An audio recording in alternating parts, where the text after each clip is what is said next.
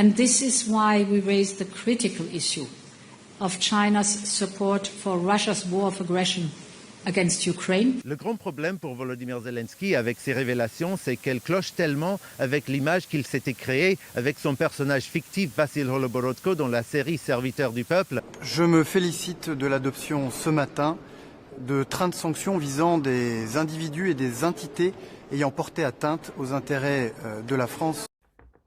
Oui, bonjour mes chers amis. Écoutez, avant ce débat du dimanche, j'aimerais vous donner quelques nouvelles de ces chaînes qui étaient appelées à disparaître. Alors, nous avions envoyé un mail à LCP qui avait demandé notre suppression, arguant qu'il n'avait pas le droit, il n'avait aucun droit d'auteur sur les discours de Madame von der Leyen. Et voilà ce qu'ils me répondent. Vous avez repris des images provenant de la chaîne LCP, Assemblée nationale. Le logo de la chaîne apparaît clairement sur les images, attestant leur provenance. D'accord, mais ils n'ont pas le droit, ils n'ont pas les droits d'auteur sur ces diffusions. Alors, nous vous rappelons que vous n'êtes pas autorisé à utiliser ou à diffuser des contenus issus de la chaîne LCP. Cependant, dans la mesure où il s'agit de la première infraction constatée de votre part, nous vous proposons à titre exceptionnel de retirer l'avertissement des droits d'auteur si vous supprimez rapidement les vidéos concernées. Alors, moi, elles sont supprimées dès le début. Enfin, elles ont été supprimées très rapidement. Donc moi, je m'étonne que les chaînes soient toujours dans cet état, car je vois sur YouTube que les chaînes vont toujours disparaître le 25. Mais on ne sait jamais. Peut-être qu'il va y avoir un miracle. Mais alors, à ce moment-là, moi, je prendrai, c'est fini. YouTube, c'est bien, mais il faut avoir d'autres canaux. Alors, moi, je vous recommande d'aller sur Patreon et sur X pour voir de toute façon toutes mes vidéos. Eh bien, écoutez, mes chers amis, maintenant, le débat du dimanche. Au revoir. Bonjour à tous. Ah, Tatiana se barre. Qu'est-ce qui se passe? Tatiana, oui, ça va? Tu vas bien? Oui. Ah bon. Tu vas bien? Oui, très bien. Michel, tu vas bien? Ça va, juste à avoir un peu enroué, mais ça va. Ouais, ben moi, pas du tout. Hein. Moi, je ne vais pas du tout. Je viens de recevoir un mail me disant « Votre chaîne YouTube sera clôturée le 25 septembre 2025. » Votre chaîne, alors c'est ma deuxième chaîne, sera clôturée le 25 septembre avec toutes les chaînes associées, c'est-à-dire ma chaîne avec 133 000 abonnés. Bravo, bravo YouTube. Ben parce que qu'est-ce qu'on me reproche? On me reproche d'avoir diffusé une vidéo de Van der Leyen. Avec Poutine? Avec Poutine? Non, sans... Une vidéo avec Poutine? Non. Qu'est-ce que ça peut être comme truc pour qu'on te coupe ta Van chaîne? der J'ai Leyen, demandé. avec Van der Leyen. Non, Si, non. en train de dire, nous allons mater la Russie. Nous allons faire la guerre à la C'est une Russie. incitation à la guerre. C'est normal qu'on te coupe les chaînes. C'est une incitation à la guerre. Voilà. Et je suis sûre qu'à Van der Leyen, elle aussi, toutes ses chaînes sont coupées. Ah ben, c'est normal. Ah non, mais YouTube, elle est très stricte là-dessus.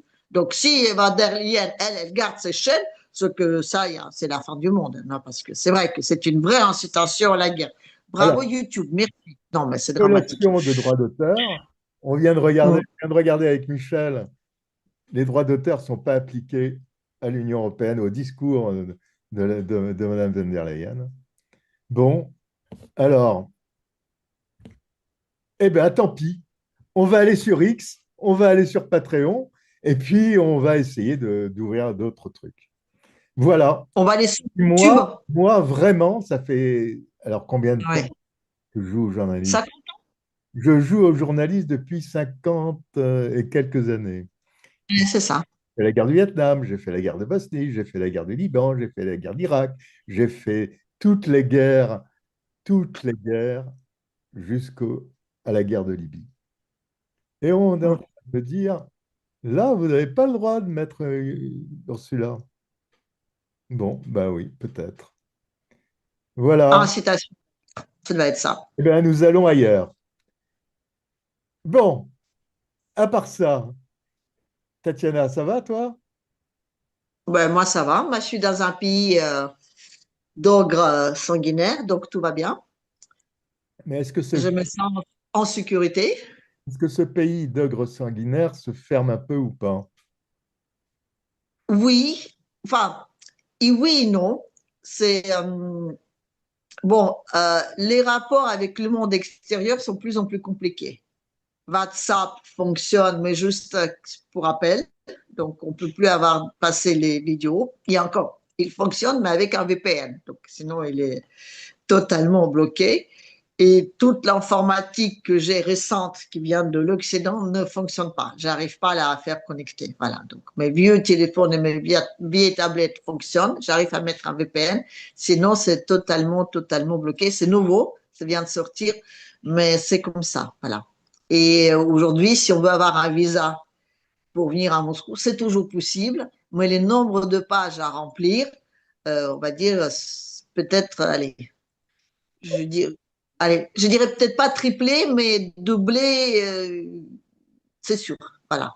Et c'est vrai, maintenant aussi, quand on veut ouvrir son compte à la banque ou si on veut avoir un téléphone, il faut absolument qu'on crée, enfin, il faut qu'on dépose nos données biométriques. Voilà, sinon ça marche pas. L'identité, Donc, aussi, finalement, elle se referme, on dit, elle se prépare à quelque chose. Voilà. C'est inquiétant. Michel? Bon, chez nous, on n'a pas d'ogre ici, donc ça va. La situation est plutôt acceptable.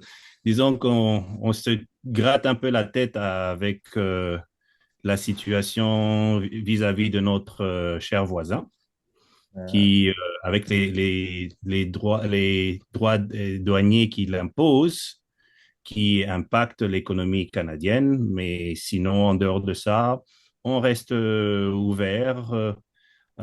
Juste peut-être signaler qu'il y a une journaliste qui a été suspendue parce qu'elle avait repris un peu un élément sur les propos du président Trump qui expliquait que Charlie Kirk, la situation de Charlie Kirk a été médiatisée pour orienter les choses dans une certaine direction.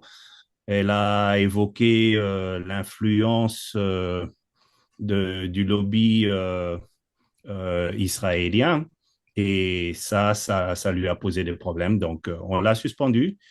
La chaîne s'est excusée qu'il y aurait eu des propos antisémitiques. Donc c'est un peu ça, c'est qui est un peu là sur le moment. Ouais, ça se tend un peu. Oui, oui, moi j'avais repris justement Stéphane Bureau qui en parlait, justement, qui parlait de cette femme. Oui. Ouais. Ouais. Ti? Ben, l'avantage en Russie, c'est qu'on peut parler sur ce sujet assez librement. Disons aussi librement dans les deux sens. On reconnaît très bien tout le désastre de ce qui a eu lieu justement pendant la Seconde Guerre mondiale et on fait très attention à l'antisémitisme et on sépare vraiment bien l'antisémitisme et l'antisionisme en disant que c'est les deux choses différentes et qu'il ne faut pas confondre le pays et le régime, comment dire, aujourd'hui actuel de Bibi et le peuple élu, comment dire. Donc, il faut bien distinguer et en Occident, on a parfois l'impression que les deux se mélangent et que très vite, on peut devenir, on va dire, antisémite par réflexe, en vouloir pour tout le peuple, alors qu'il n'y a que quelques personnes qui sont responsables. Mais ça, c'est une tendance, comment dire, assez humaine. Voilà. Donc en Russie, c'est vrai qu'il y a un débat là-dessus est ouvert Donc, on peut facilement dire son mécontentement sans se faire traiter d'antisémite. Et en même temps, on peut tout à fait soutenir, on va dire, ce peuple sans dire qu'on soutient le régime. Vous voyez, les deux choses sont séparées, pour ça c'est plus clair. Si, qu'est-ce que tu en penses? Bah, écoute, pour entrer en Russie maintenant, il y a des mesures, comme dit Tatiana, je trouve que c'est normal. C'est normal, parce que tout l'Occident se mobilise contre ce pays et diaboliser ce pays depuis 3 ans et demi. Tandis qu'au Vietnam, vous pouvez venir quand vous voulez. Il y a, oui, 45 jours sans visa. Ah Et bon? vous êtes accueillis comme des héros. Et les Vietnamiens sont très accueillants, donc il n'y a pas de souci. Mais si les Vietnamiens veulent venir en France, c'est encore pire s'ils veulent venir aux États-Unis. Alors, il faut payer une caution qui est très très forte. Hein. Et si vous restez là-bas, vous risquez d'aller en prison ou attrapé par la police la police de Trump. Ou bien vous rentrez au Vietnam, vous ne voyez plus la couleur de la caution. Et la caution, ça peut aller jusqu'aux 15 000 euros. Oh. Voilà, voilà. Donc, c'est deux poids, deux mesures. Hein. Et maintenant, en ce qui concerne l'antisémitisme, au Vietnam, tout le monde dit que Netanyahu, c'est un méchant. Tout le monde le dit. Dans la rue, au téléphone, etc., etc. Hein. Il n'y a pas de souci qu'on dit que Netanyahu, c'est un méchant.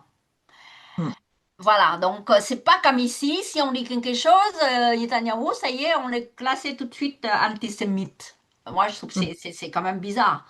Tandis que, est-ce que les Vietnamiens, ils sont pro-Poutine ou pas? Je dis qu'ils sont pro-la Russie. Parce que ils ont montré encore il y a quelques jours que le premier président d'un pays aussi grand que la Russie, dont M. Poutine était venu à Hanoï, a été allé voir Ho Chi Minh dans son cercueil. Ah, vous voyez, c'est le premier président du monde. Parce que Trump était au Vietnam, il n'était pas allé voir Ho Chi Minh. Macron était venu, mais il n'était pas allé voir le cercueil de Ho Chi Minh dans le mausolée. Vous voyez, Poutine était venu. Ensuite, ils ont dit toujours que nous avons un pays maintenant, c'est grâce à l'Union soviétique. Donc, on n'est pas des ingrats. Donc, voilà. Donc, ils ne disent pas qu'ils vont aider Poutine pour combattre les Ukrainiens, mais ils disent seulement que les Ukrainiens sont des ingrats. Parce que je vous raconte une histoire. En 2023, une ambassadrice au Vietnam, à Hanoï, qui disait dans une interview, qui disait, vous les Vietnamiens, si vous n'allez pas nous aider pour combattre la Russie, eh ben, si un jour le Vietnam va être attaqué par la Chine, on ne va pas vous aider. Alors, les Vietnamiens, ils ont réagi tout de suite, 24 heures. Ils ont dit qu'il faut que cette dame aille chez elle, parce que c'est pas un diplomate. Eh ben, ils l'ont remplacé 48 heures plus tard. Voilà. Donc, nous, quand même, communistes ou pas communistes, mais on est plus libre quand même, hein, pour Netanyahu et pour Poutine. Hein. Bon, eh bien, nous allons... Hop.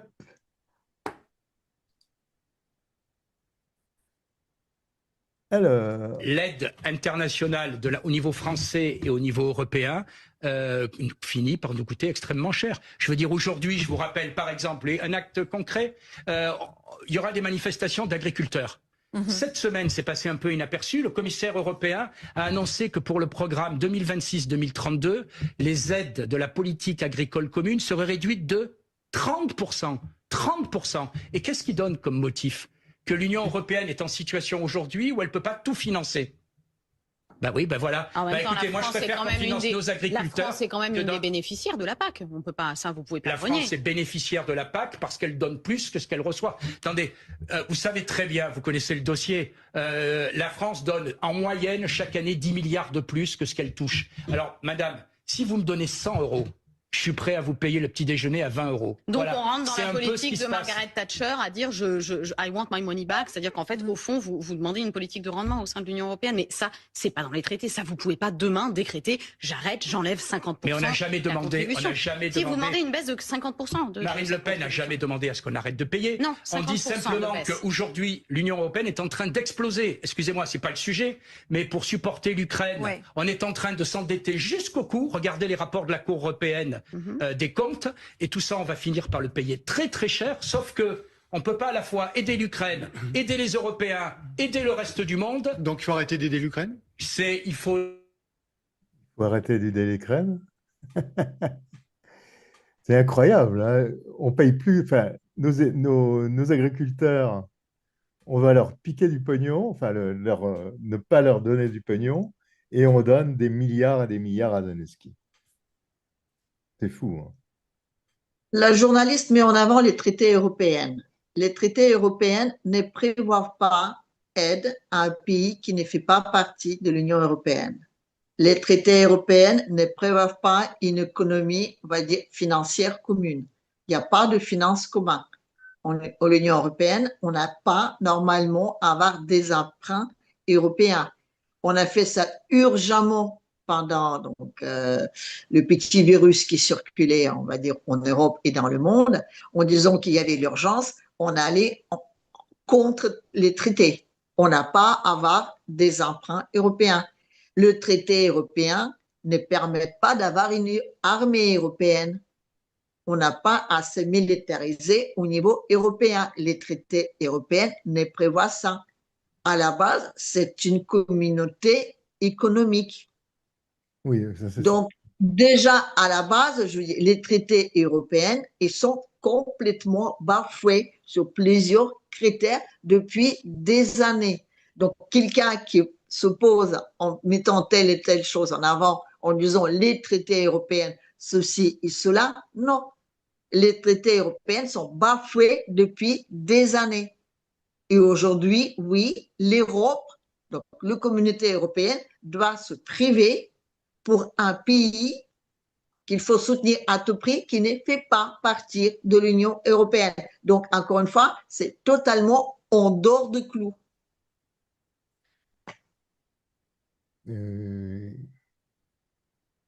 Michel? Bon, c'est quand même surprenant de voir que l'Union européenne est en train de s'investir autant pour l'Ukraine, alors que l'Ukraine ne fait pas partie de l'Union européenne. Je suis tout à fait d'accord avec Tatiana à ce sujet. C'est d'autant plus surprenant que l'Union européenne semble favoriser quelqu'un qui n'est pas de l'Union européenne, tout en le faisant au détriment de ceux qui sont censés être ses bénéficiaires, c'est-à-dire les nations qui font partie de l'Union européenne. Quand on voit tout ce qui se passe, que ce soit les décrets avec les États-Unis sur les tarifs douaniers, que ce soit le Mercosur avec les pays d'Amérique latine, que ce soit encore le dernier train de sanctions qu'ils veulent voter sur l'énergie russe. Encore une fois, on a l'impression que l'Union européenne travaille contre ses propres intérêts et le fait sciemment. C'est comme quelqu'un qui serait sur une branche et qui va scier la branche sur laquelle il est installé, en se disant, il faut couper cette branche ici, mais en oubliant que quand la branche va tomber, ben, toi aussi tu vas tomber. Et je suis d'accord avec M. Mariani qui dit que l'Europe est en train de se mettre dans une situation où elle va se retrouver dans des sérieux problèmes et beaucoup de gens vont tomber de haut parce que apparemment, c'est comme si jamais on va dans la direction, mais on se dit, bon, allons-y, on verra bien ce qui va arriver, alors que visiblement, on va droit vers le mur. Oui, Michel, et puis quand même, depuis 3 ans, on voit justement tout se dégrader. Absolument tout. Le pétrole n'est plus là, le gaz n'est plus là, et tout flambe en Europe. Oui, sans compter que le pays assisté, c'est le même pays, si jamais on s'en tient au dernier narratif, qui serait à la base de la destruction de Nord Stream, qui est les intérêts des Européens. Donc, ce sont les gens qui jouent en votre défaveur, mais vous êtes là pour dire, c'est pas grave, on va quand même vous soutenir. Il y Oui. a beaucoup de choses illogiques qui se passent. Il y a des pouvoirs qui ont été donnés à des personnes qui vont au-delà de ceux qu'ils sont censés faire. Je vois la situation de Mme van der Leyen. Je m'excuse, elle n'a été votée par personne, mais c'est elle qui dicte la loi sur tout le monde et tous les pays souverains, soi-disant, se plient à cela. C'est complètement incroyable. Je trouve ça complètement incroyable. Et tu as raison, c'est donc soi-disant Zelensky, enfin, des hommes de Zelensky qui ont fait sauter donc le tube. Mm-hmm. Eh bien non, non, non, personne n'en parle. Si, qu'est-ce que tu en penses de tout ça? Qu'est-ce que j'en pense de tout ça? Je pense exactement ce que viennent de dire Michel et Tatiana, mais seulement je voulais juste vous dire que ce que les Vietnamiens pensent de cette Union européenne, c'est peut-être intéressant. Hein.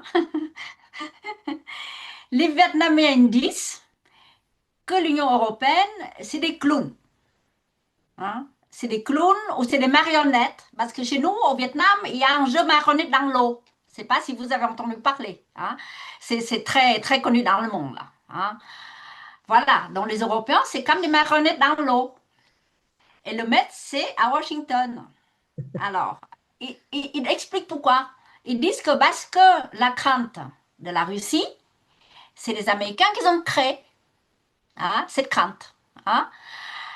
Les Vietnamiens disent qu'il ne faut pas dire que les Européens, ils sont dépendants. Le mot dépendant n'est pas juste. Ils sont des esclaves.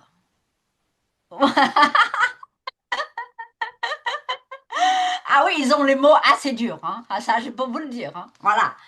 Et premièrement, deuxièmement, qu'est-ce qu'ils disent de Zelensky? Ils ont dit que Zelensky, effectivement, l'autre jour, Tatiana l'a dit que c'est un pauvre mec. Il risque la mort. Oui, il risque la mort. Les Vietnamiens disent aussi. Ils disent qu'il y a beaucoup de gens qui veulent la mort de Zelensky. Deux personnes qui ne veulent pas la mort de Zelensky, c'est Trump et Poutine. C'est ce que les Vietnamiens disent. Hein. Ah, écoutez, moi je répète ce qu'ils disent. Hein. Et maintenant, ce que j'en pense, c'est qu'on paye à un type qui est incapable, qui n'est même pas légitime et qui n'arrête pas de nous manipuler. Voilà. Donc ce type-là, franchement, je ne veux plus le voir. Et voilà. Et puis on paye pour un pays qui est le plus corrompu de l'Europe, deuxième ou troisième place, hein, corrompu de l'Europe. Et que les Vénémens disent aussi que les Américains, ils ont choisi les partenaires, hein, parce que la guerre du Vietnam, c'était un peu aussi par procuration. Le régime saigonais, je ne dis pas tous, mais la plupart étaient corrompus, hein, incapables. Parce que moi, je connaissais les Vietnamiens pendant la guerre, ils sont venus en France pour faire des études. Et puis, ils avaient des monstres et puis des voitures. Hein. Ce sont des gens qui étaient boursiers. Et tandis que le pays a été en guerre contre le Nord. Hein. Vous voyez Philippe, écoute, peut-être tu as vu autre chose, hein, Philippe. Écoute, je respecte ce que tu veux dire. Mais moi, je vois de l'autre côté. Oui. Parce que Zelensky et le gouvernement saigonais, il y a beaucoup de points communs. Hein. Parce qu'il y a un mec hein, qui est parti du Vietnam en 1975, il y avait tellement l'or dans le hélico que le hélico était tombé en Thaïlande. Hein? Vous voyez, donc Zelensky c'est pareil. Mais le problème c'est que les Américains, quand ils décident un jour que ce mec-là va être tué, ben il va être tué, c'est tout. C'est comme Ngo Dinh Diem au Vietnam en 1964 ou 1963, je ne me souviens plus. Donc Zelensky attend son heure, voilà, et ça doit être très très sombre. Ce n'est pas non plus une chose inhabituelle au niveau des différents gouvernements américains hein, d'utiliser certains pays ou certains groupes pour atteindre leurs objectifs. Et une fois qu'ils n'ont plus besoin de vous, ils se débarrassent de vous. Moi, je me souviens une situation qui était arrivée au Zaïre de l'époque, quand Mobutu était encore président. L'ambassadeur, vous vous rendez compte, c'est l'ambassadeur des États-Unis qui va dire au président Mobutu vous devez quitter votre poste et partir parce que si vous ne le faites pas, à la fin de la journée, votre cadavre sera ramassé sur les rues de Kinshasa. Et pourtant, Mobutu, c'était l'homme des États-Unis depuis les années 60. Oui, d'accord, mais après, les États-Unis ont voulu le déboulonner parce qu'il était avant tout du côté des Français. Et donc, ils ont voulu... Ils ont voulu le déboulonner pour plusieurs raisons, parce qu'il n'était pas vraiment, il n'était plus aussi utile que ceux qu'ils avaient mis à la place, ceux qui ont pris la place par la suite. Le président Kagame du Rwanda, les différents groupes rebelles qui ont attaqué le Zaïre à l'époque pour pouvoir prendre le pouvoir. Il y avait des contrats de 1 milliard qui avaient été signés alors que le pays était encore en période de guerre, etc. Ils travaillent pour leurs propres intérêts et je crois que même les gens du Qatar en savent quelque chose. Se faire protéger par les États-Unis, c'est vraiment quelque chose qui peut facilement du jour au lendemain changer sans que vous soyez prévenu et vous vous retrouvez devant des faits accomplis. Donc moi, ça ne me surprend pas. Non. J'ai quand même une petite précision. Bon, je ne veux pas du tout dire du bien des États-Unis. Hein. Dieu me protège de ça. Hein. Non. Parce qu'ils font des choses bien, il faut le dire. Non, mais écoute, je n'en trouve pas aujourd'hui. Désolée. Donc voilà. Et en plus, dans cette affaire-là, j'aurais du mal. Mais quand même, je pense que l'affaire ukrainienne, c'est pas vraiment une affaire américaine. Je pense que comment te dire, on parle de nations et on parle des personnes. Il y avait donc dans le Parti démocratique des personnes qui avaient et qui ont toujours les intérêts personnels, on va dire les actifs personnels en Ukraine. Donc, ils vont mener la direction dans tel et tel sens parce que ce sont leurs affaires perso. Mais en tant qu'on va dire, pas PI, mais bon, on parle plus de PI maintenant parce que maintenant, en Occident, c'est les corporations qui dirigent tout. Donc, on va dire plutôt qu'une corporation. Donc, l'étiquette collée dessus, c'est la Grande-Bretagne. Je pense que c'est cela qui est en train de vraiment avoir, comment dire, je pense que c'est plutôt elle qui a investi dans cette affaire-là. Je pense que c'est vraiment les oreilles de Britanniques qui prennent derrière les affaires ukrainiennes. Et d'ailleurs, Zelensky, il est protégé. Je veux dire, sa garde est reprochée, elle vient de la Grande-Bretagne. C'est des Britanniques qui le protègent. Donc, c'est pas si simple que ça à tuer. Et le jour où, effectivement, il sera mort, il est fort probable que c'est les Britanniques qui le tueront. Aujourd'hui, il se passe quand même une chose formidable. Au moment où Trump était donc à Londres, à manger des petits fours avec le roi, en Ukraine, ils ont ratifié, donc le Rada ukrainien a ratifié l'accord passé avec les Britanniques, dans lequel donc l'Ukraine devient un territoire qui donc appartient à la Grande-Bretagne au moins pour 100 ans. Donc tous les accords qui étaient signés avec Trump pour tous leurs affaires de terres rares ou toutes les autres ressources, aujourd'hui, je veux dire, c'est mis en parallèle avec la Grande-Bretagne. Ça a été rectifié, je crois que hier ou avant-hier, au moment où Trump était donc à Londres, Rada a rectifié l'accord qui était signé avec la Grande-Bretagne. Entre la Grande-Bretagne et l'Ukraine. Oui, je suis sûr. Ça a été ratifié. Il s'agissait d'appartenir à l'Angleterre? Non. C'est un accord, donc il y a énormément de détails qu'on ne connaît pas. Rada n'a pas pu obtenir sur quoi ça a été signé, mais en tout cas, il y a un accord dans lequel la Grande-Bretagne peut utiliser, elle peut se servir. C'est un petit peu comme les Américains ont fait avec Zelensky. Ils peuvent. C'est exactement la même chose. C'est-à-dire qu'aujourd'hui, la même chose est vendue 2 fois. C'est presque le même accord qui était signé avec les Américains qu'avec la Grande-Bretagne. Les deux peuvent prétendre exactement à la même chose et c'est quand même très surprenant. La source, c'est quoi? Tu l'as vu où? La source, c'est une source ukrainienne. C'est plusieurs sources ukrainiennes qui en ont parlé. Est-ce que je ne l'ai pas vu dans le Kiev Post ni dans... Non. C'est ça qui est dingue, c'est qu'il y a beaucoup de choses qui ne ressortent pas. Donc, Rada, c'est les sources ukrainiennes qui ont dit en catimini, enfin entre guillemets, le temps que tout le monde se concentre sur le voyage de Trump à Londres, ça a été rectifié. Donc l'accord qui était signé entre Zelensky et la Grande-Bretagne, c'était juste après que le prince Harry est venu là-bas. Voilà.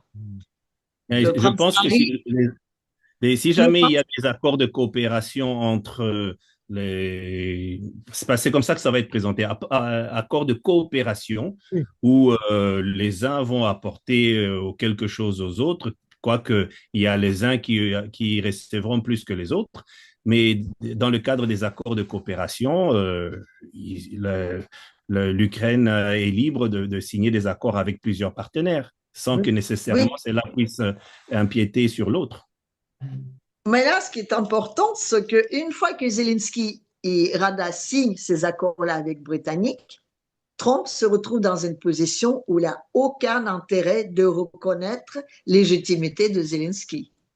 En ne reconnaissant pas sa légitimité, il ne reconnaît pas la légitimité de ces accords.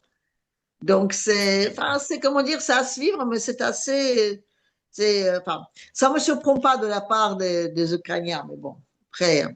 C'est quelque chose qui déjà apparaissait en filigrane depuis plusieurs mois, où le président Trump a laissé entendre qu'il fallait vérifier aussi la légitimité, s'il devait y avoir un accord entre l'Ukraine et la Russie sur la légitimité du président Zelensky. Donc, c'est quelque chose qui était déjà plus ou moins souligné en filigrane.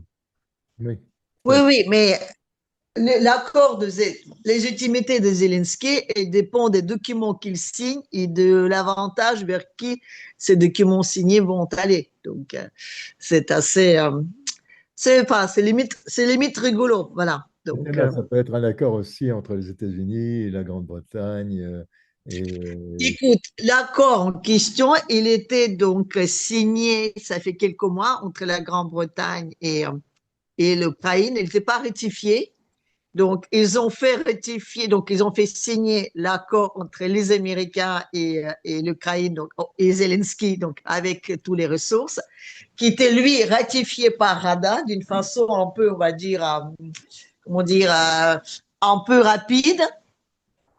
Et là, ils ont rectifié l'accord qui était signé entre les Britanniques et l'Ukraine. Donc, du coup, ils se trouvent exactement au même niveau. Ça a été aussi bien signé par Zelensky que rectifié par Rada, les deux. Parce qu'avant, donc, l'accord de Britannique n'était pas rectifié par Rada. Il était juste signé avec Zelensky. Est-ce que l'accord avec les Américains a été ratifié? Pas encore. Oui, il était rectifié avant. Ah bon? Oui, il était rectifié assez rapidement, c'est-à-dire que limite, on les a forcés, enfin, ce qu'on dit, on dit que ça a été rectifié, mais dans la foulée. Donc, du coup, je disais, oui, c'est intéressant parce que du coup, l'accord qui était signé avec la Grande-Bretagne, lui, était signé par Zelensky, mais pas rectifié par Rada, parce que Rada, il voulait voir ce qui est écrit dedans. On l'a dit, bah, vous n'avez pas à le savoir, vous le rectifiez, point. Et ça a été rectifié après que le prince Harry est venu là-bas. Voilà, donc maintenant, ça a été rectifié. C'est un accord de 100 ans, apparemment, de partenariat. Oui, c'est ça. Mais ce qu'il y a dedans, on ne sait pas trop. Bon. C'est ça, c'est comme ça qu'on l'appelle, oui. Alors, à propos de Trump. I'm disappointed in Putin, I'll tell you. I'm very disappointed in him. I settled 7 wars at least, but I settled 7 wars, all of which they said were not settlable. And I got them done. And, you know, the ones I'm not going to bore you going over a long list, but they were wars that were very tough to settle. Yeah. Even the Congo in Africa, Rwanda, going on for many, many years, almost 10 million people killed, settled, got them all done. And the one I thought was going to be easiest was going to be Russia-Ukraine because of my relationship with President Putin. So I'm disappointed. If you listen to some people, the ones like in Poland were shot down and they fell into Polish territory, but they shouldn't have been that close anyway. They were drones. And do you think it was a mistake? The Polish prime minister said it was not a mistake, that they were intentionally into Polish territory. I can't comment on whether it was a mistake or not. They shouldn't have been there, let's face it. But supposedly they were disabled Yeah. You know, they disable drones today. That's the great attack on a drone is disabling it, and they fall all over the place. So let's hope it was that. I mean, I'd like to think the better, but I'm very disappointed in that. I thought that would be the easiest of all of them to get done, and it turns out to be the most difficult. The relationship between President Putin and President Zelensky is a horrible one. I mean, you know, it's a lot to do with relationships. They truly dislike each other. I want to use that word rather than a stronger word, but they really do. They hate each other. Eh oui, ils se détestent vraiment. Dis donc, est-ce qu'il disait la vérité, Michel, Monsieur Trump? Non, il dit qu'il a réglé le problème de la guerre au Congo. C'est pas vrai. Il continue toujours. Oui, 7. Dans la situation de la guerre au Congo, c'est pas vrai. On continue toujours de se battre, on continue toujours de tuer des personnes de ce côté-là, on continue de déplacer des populations, on continue de violer des femmes, on continue d'amener des destructions. Donc, il présente ça comme étant quelque chose qui a été signé, réglé, mais il n'y a rien de réglé sur le terrain. La situation reste semblable à celle qu'il y avait auparavant. Donc, c'est déjà quelque chose qui est déplacé. Bon, dire que la situation entre l'Ukraine et la Russie, c'était quelque chose qu'il espérait facilement régler. Je pense qu'il a deux discours. Il a le discours qu'il présente sur la place publique pour rester dans une certaine logique. Mais je pense que entre eux en particulier, le président Poutine et le président Trump, ils ont déjà parlé, ils ont déjà réglé comment les choses vont se dérouler. Il faudrait juste entretenir un certain discours pour sauver la face, mais sinon, de ce côté-là, le match est déjà terminé. Le dernier coup de sifflet a déjà été donné. Donc là, on est juste en train de regarder en différé quelque chose qui a déjà été conclu. Mais en tout cas, c'est très mignon quand il dit qu'il pensait que Poutine, parce que justement, ils ont des bonnes relations tous les deux, arrêterait une guerre. Voilà. Donc maintenant, les guerres, on les commence, on les finisse parce qu'on a une sympathie ou pas vers M. Trump. Voilà, je ne le savais pas, mais tu vois, par exemple, hier, je me suis engueulée avec ma voisine. Et ça, c'est très dommage parce que si M. Trump a intervenu en disant que, écoutez, moi, j'ai toute une sympathie pour telle et telle personne, donc pour me faire plaisir, ne vous disputez pas, on ne sera peut-être pas disputé. C'est comme ça. Trump, c'est comment dire, on arrête des guerres pour les faire plaisir. C'est complètement de tralala, pas possible, quoi, je dirais. Je suis d'accord avec Michel. Tout ça, c'est du remplissage. Encore une fois, M. Trump est déçu par Poutine. Oh, le pauvre chou, le pauvre chou. Il aura du mal à manger cette petite omelette le matin. Oh là là. En fait, pour faire court, il dit n'importe quoi. Non, il ne dit pas n'importe quoi. Il remplit l'espace médiatique. Il y a beaucoup de gens qui remplissent l'espace médiatique et qui disent, parfois, qui disent n'importe quoi. Lui, il ne dit pas n'importe quoi. Il dit rien, ce qui est quand même déjà pas mal. Il arrive à remplir un espace médiatique en disant rien. Il y a des gens, ben, comme ta copine, ma jumelle maléfique, pour laquelle dans quelques jours tu n'auras plus aucune chaîne, elle dit n'importe quoi. Tu vois la différence? Voilà.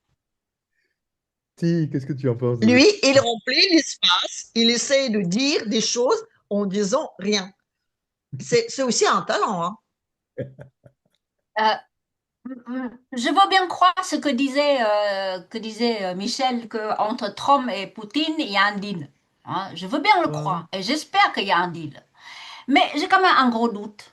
Parce que pour moi, la nature de Washington, je ne parle pas le peuple américain, la nature de Washington, c'est de maintenir les guerres. Hein. Et si maintenant, vraiment, il a fait un deal avec Poutine, et pourquoi il laisse encore les gens mourir? De deux côtés. Il ne faut pas oublier que les Russes meurent aussi. Peut-être un peu moins que les Ukrainiens, mais les deux peuples meurent aussi. Voilà, donc Trump, peut-être, c'est l'un des présidents qui est le moins guerrier que les autres. Hein? Mais ce ne veut pas dire qu'un tigre se change en chat si facilement. Parce qu'il doit suivre quand même une politique américaine, c'est de maintenir les guerres dans le monde. Hein. Parce que sinon, à quoi ça sert d'avoir un grand pays qui n'est plus gendarme du monde? Voilà. Donc cette guerre-là dure encore. Je ne crois pas que ça va terminer d'ici au printemps 2026. Hein, Alors, je suis pessimiste. si, quand même, Trump a terminé des guerres. Il a terminé, par Il exemple, a terminé des guerres. Je me demande lesquelles. Je me la- demande lesquelles. Parce que l'Afghanistan. Michel avait raison. Il a menti. Parce qu'il est narcissique. Si, l'Afghanistan, pendant son premier règne, si je puis dire, puisque Oui. c'est lui qui a signé tous les traités qui ont été appliqués par Biden, d'ailleurs mal appliqués, puisque l'armée américaine, c'est Philippe, je suis d'accord avec toi que sous le Trump, que Trump a signé le retrait, Biden l'a fait exécuter l'édition de Trump. Ça, je le sais, j'ai lu quelque part et les gens me disent, je veux bien croire. Mais Ouais. le problème, c'est que pendant que Trump a signé, Biden est venu et terminé cette guerre en Afghanistan, ils ont préparé un autre, donc c'est en Ukraine.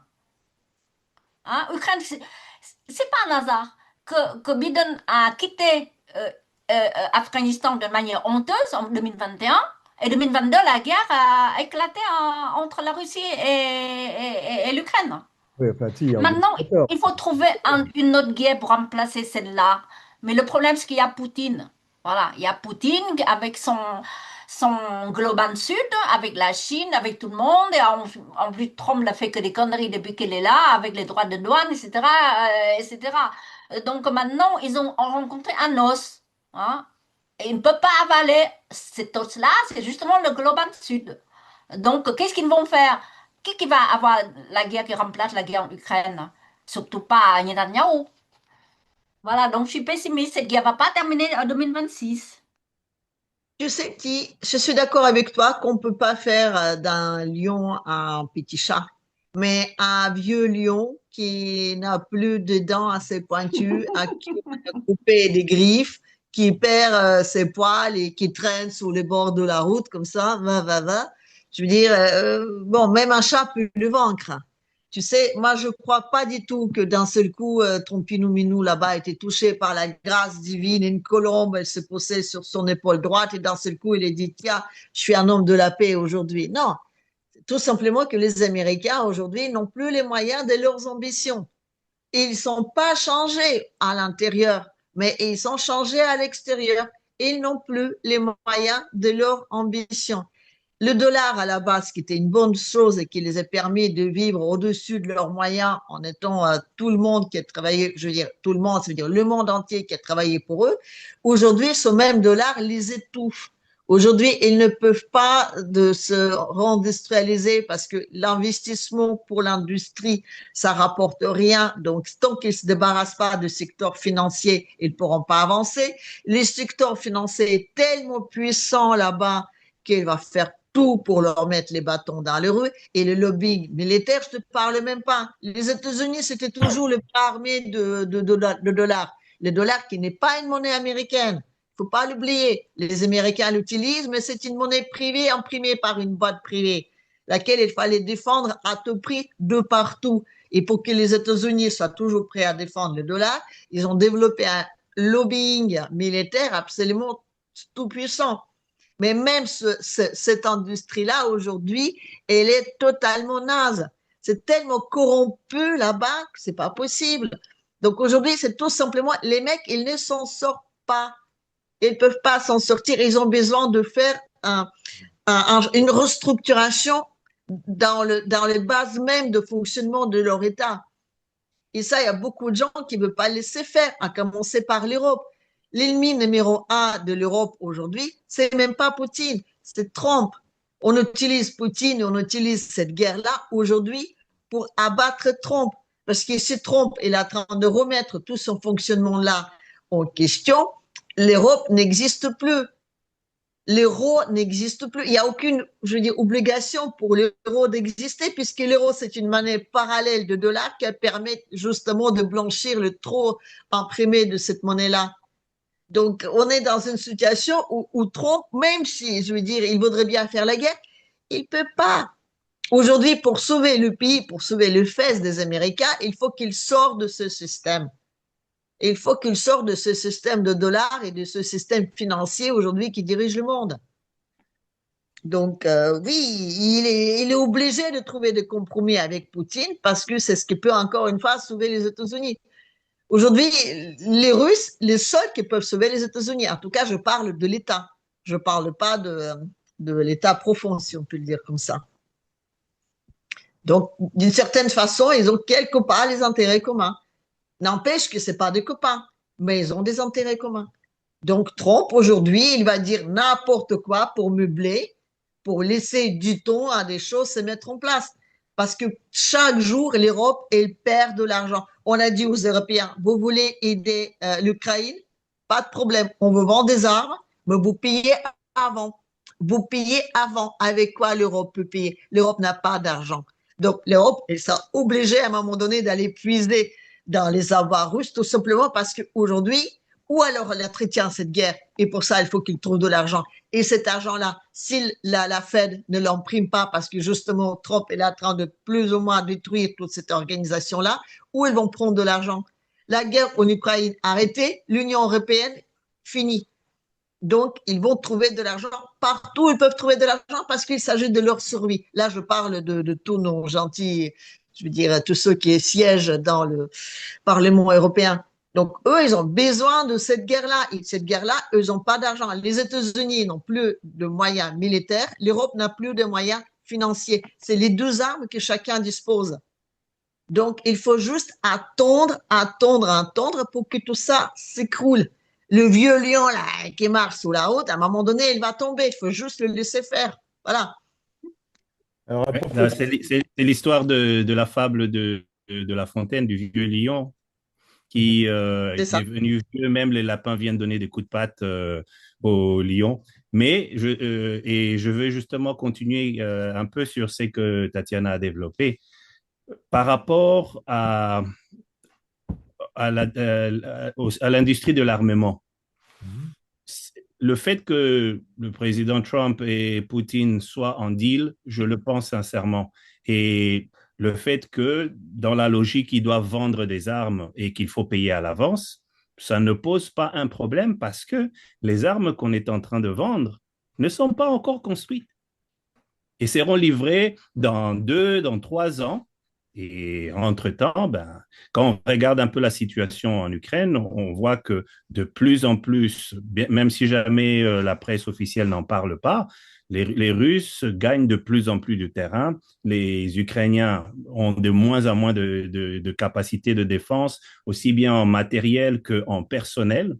Donc, le deal a été conclu et le fait que le commerce des armes se fasse ne va pas à l'encontre du deal qui a été fait. C'est pour ça que personne n'arrête, parce que les Américains, entre-temps, ont reçu leur argent, les Ukrainiens attendent leurs armes, et les Européens, c'est eux qui financent l'achat des armes.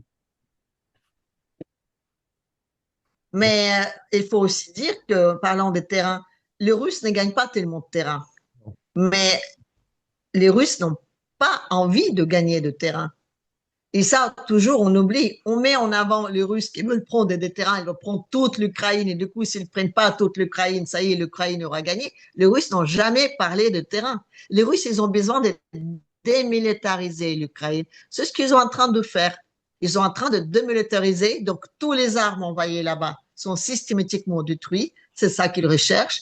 Ils détruisent tous les bases et tous les systèmes qui s'installent et les détruire. C'est pour ça qu'il y a une panique aujourd'hui un petit plus en plus forte. Et surtout, ils sont en train de détruire, on va dire, tous les systèmes qu'il y a derrière. L'Union européenne ne peut faire la guerre uniquement avec de l'argent, uniquement avec les sanctions économiques, ou uniquement avec, je veux dire, tous les problèmes financiers qu'il peut causer à droite à gauche. Si on leur retire cette arme-là, elle n'a pas d'autre arme. Donc aujourd'hui, ce qu'ils font les Russes, ils détruisent les systèmes financiers européens en tout cas. Et ça, ils le font en pair avec Trump, parce que Trump a les mêmes intérêts de détruire ce système financier, en tout cas de la base, parce que c'est ce qui permettrait aux États-Unis de se débarrasser de toute puissante réserve fédérale et d'avoir leur propre monnaie nationale, peut-être qu'il sera au début une monnaie privée, mais enfin plus ou moins ça va se réguler et donc ils vont avoir une monnaie numérique qui sera nationale et du coup l'Europe qui vit au-dessus de ses moyens. Et quand Trump dit que l'Europe vole les États-Unis, il n'a pas tort, parce que tout argent, tous les dollars imprimés, transmis en euros qui sont passés dans la banque centrale et qui sont après, on va dire, mis en circulation à travers des aides d'État, c'est de l'argent qui revient en moment aux États-Unis et crée l'inflation mondiale partout. Donc, c'est de ça que finalement, aujourd'hui, on essaie de se débarrasser. Et c'est justement aussi parce que eux, elles sentent que ça coule, qu'on est en train de baisser, on va dire, les taux d'intérêt un peu partout. Aujourd'hui, la Fed a accepté de baisser les taux d'intérêt des Américains et la Banque centrale russe a accepté de baisser les taux d'intérêt pour les Russes. Donc, tu vois, rien que ça, déjà, ça montre bien qu'ils sentent leur faim et qu'ils n'ont plus tellement de moyens pour se battre. Juste préciser quelque chose. Je voudrais juste préciser quelque chose quand je dis que les Russes sont en train de gagner du terrain. C'est par rapport aux oblasts, aux 4 oblasts, ils sont en train de gagner du terrain. C'est clair que la Russie n'a pas de visées comme on voudrait présenter, qu'on voudrait conquérir d'abord tout l'Ukraine, ensuite ça va être les pays baltes, ensuite ça va être la France. Comme ça, les Français vont avoir encore des nouveaux mots russes, d'origine russe, genre bistrot.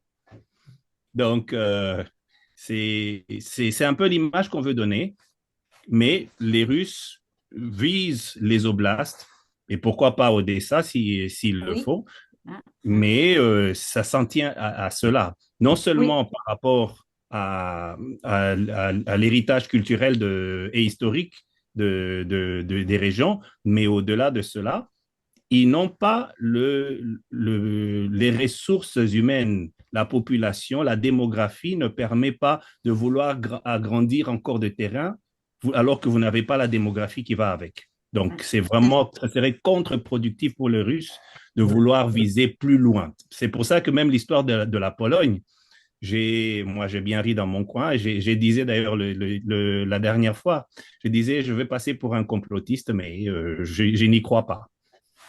Je voudrais juste dire un tout petit point là.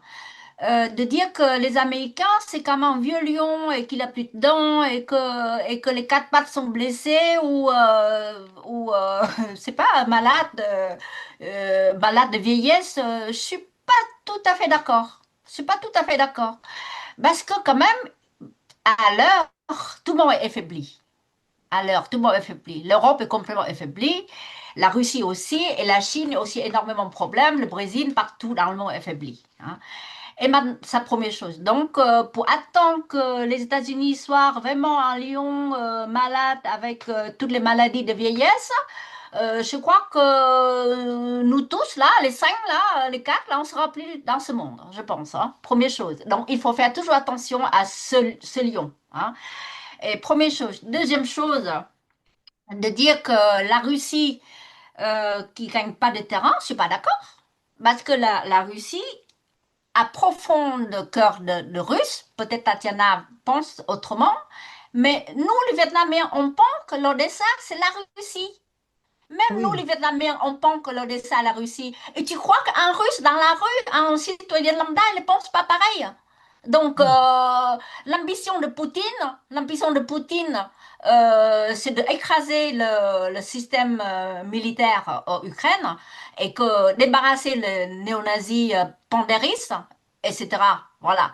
Mais quand même, quelque part, les Russes, ils veulent bien que l'Odessa aussi revienne à la mère patrie. Oui, mais donc, Odessa, elle sera russe, il n'y a pas de question. Je veux dire, ça, c'est pas négociable. Odessa, elle sera russe. Permettez Vas-y. Il y a quand même un problème. C'est que quand même, on en est à presque 3 ans et demi, même plus, de combat. Ouais. Ils n'ont pas avancé beaucoup, tout de même. Oui. Il y a eu énormément de pertes, tout de même, etc., etc.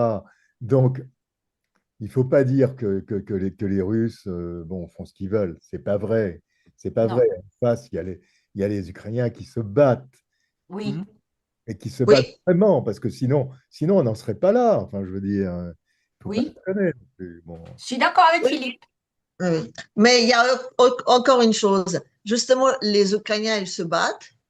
Et la Russie, elle n'a pas besoin de territoire, mais la Russie a besoin d'hommes. On me dit, il y a des problèmes démographiques qui sont très forts.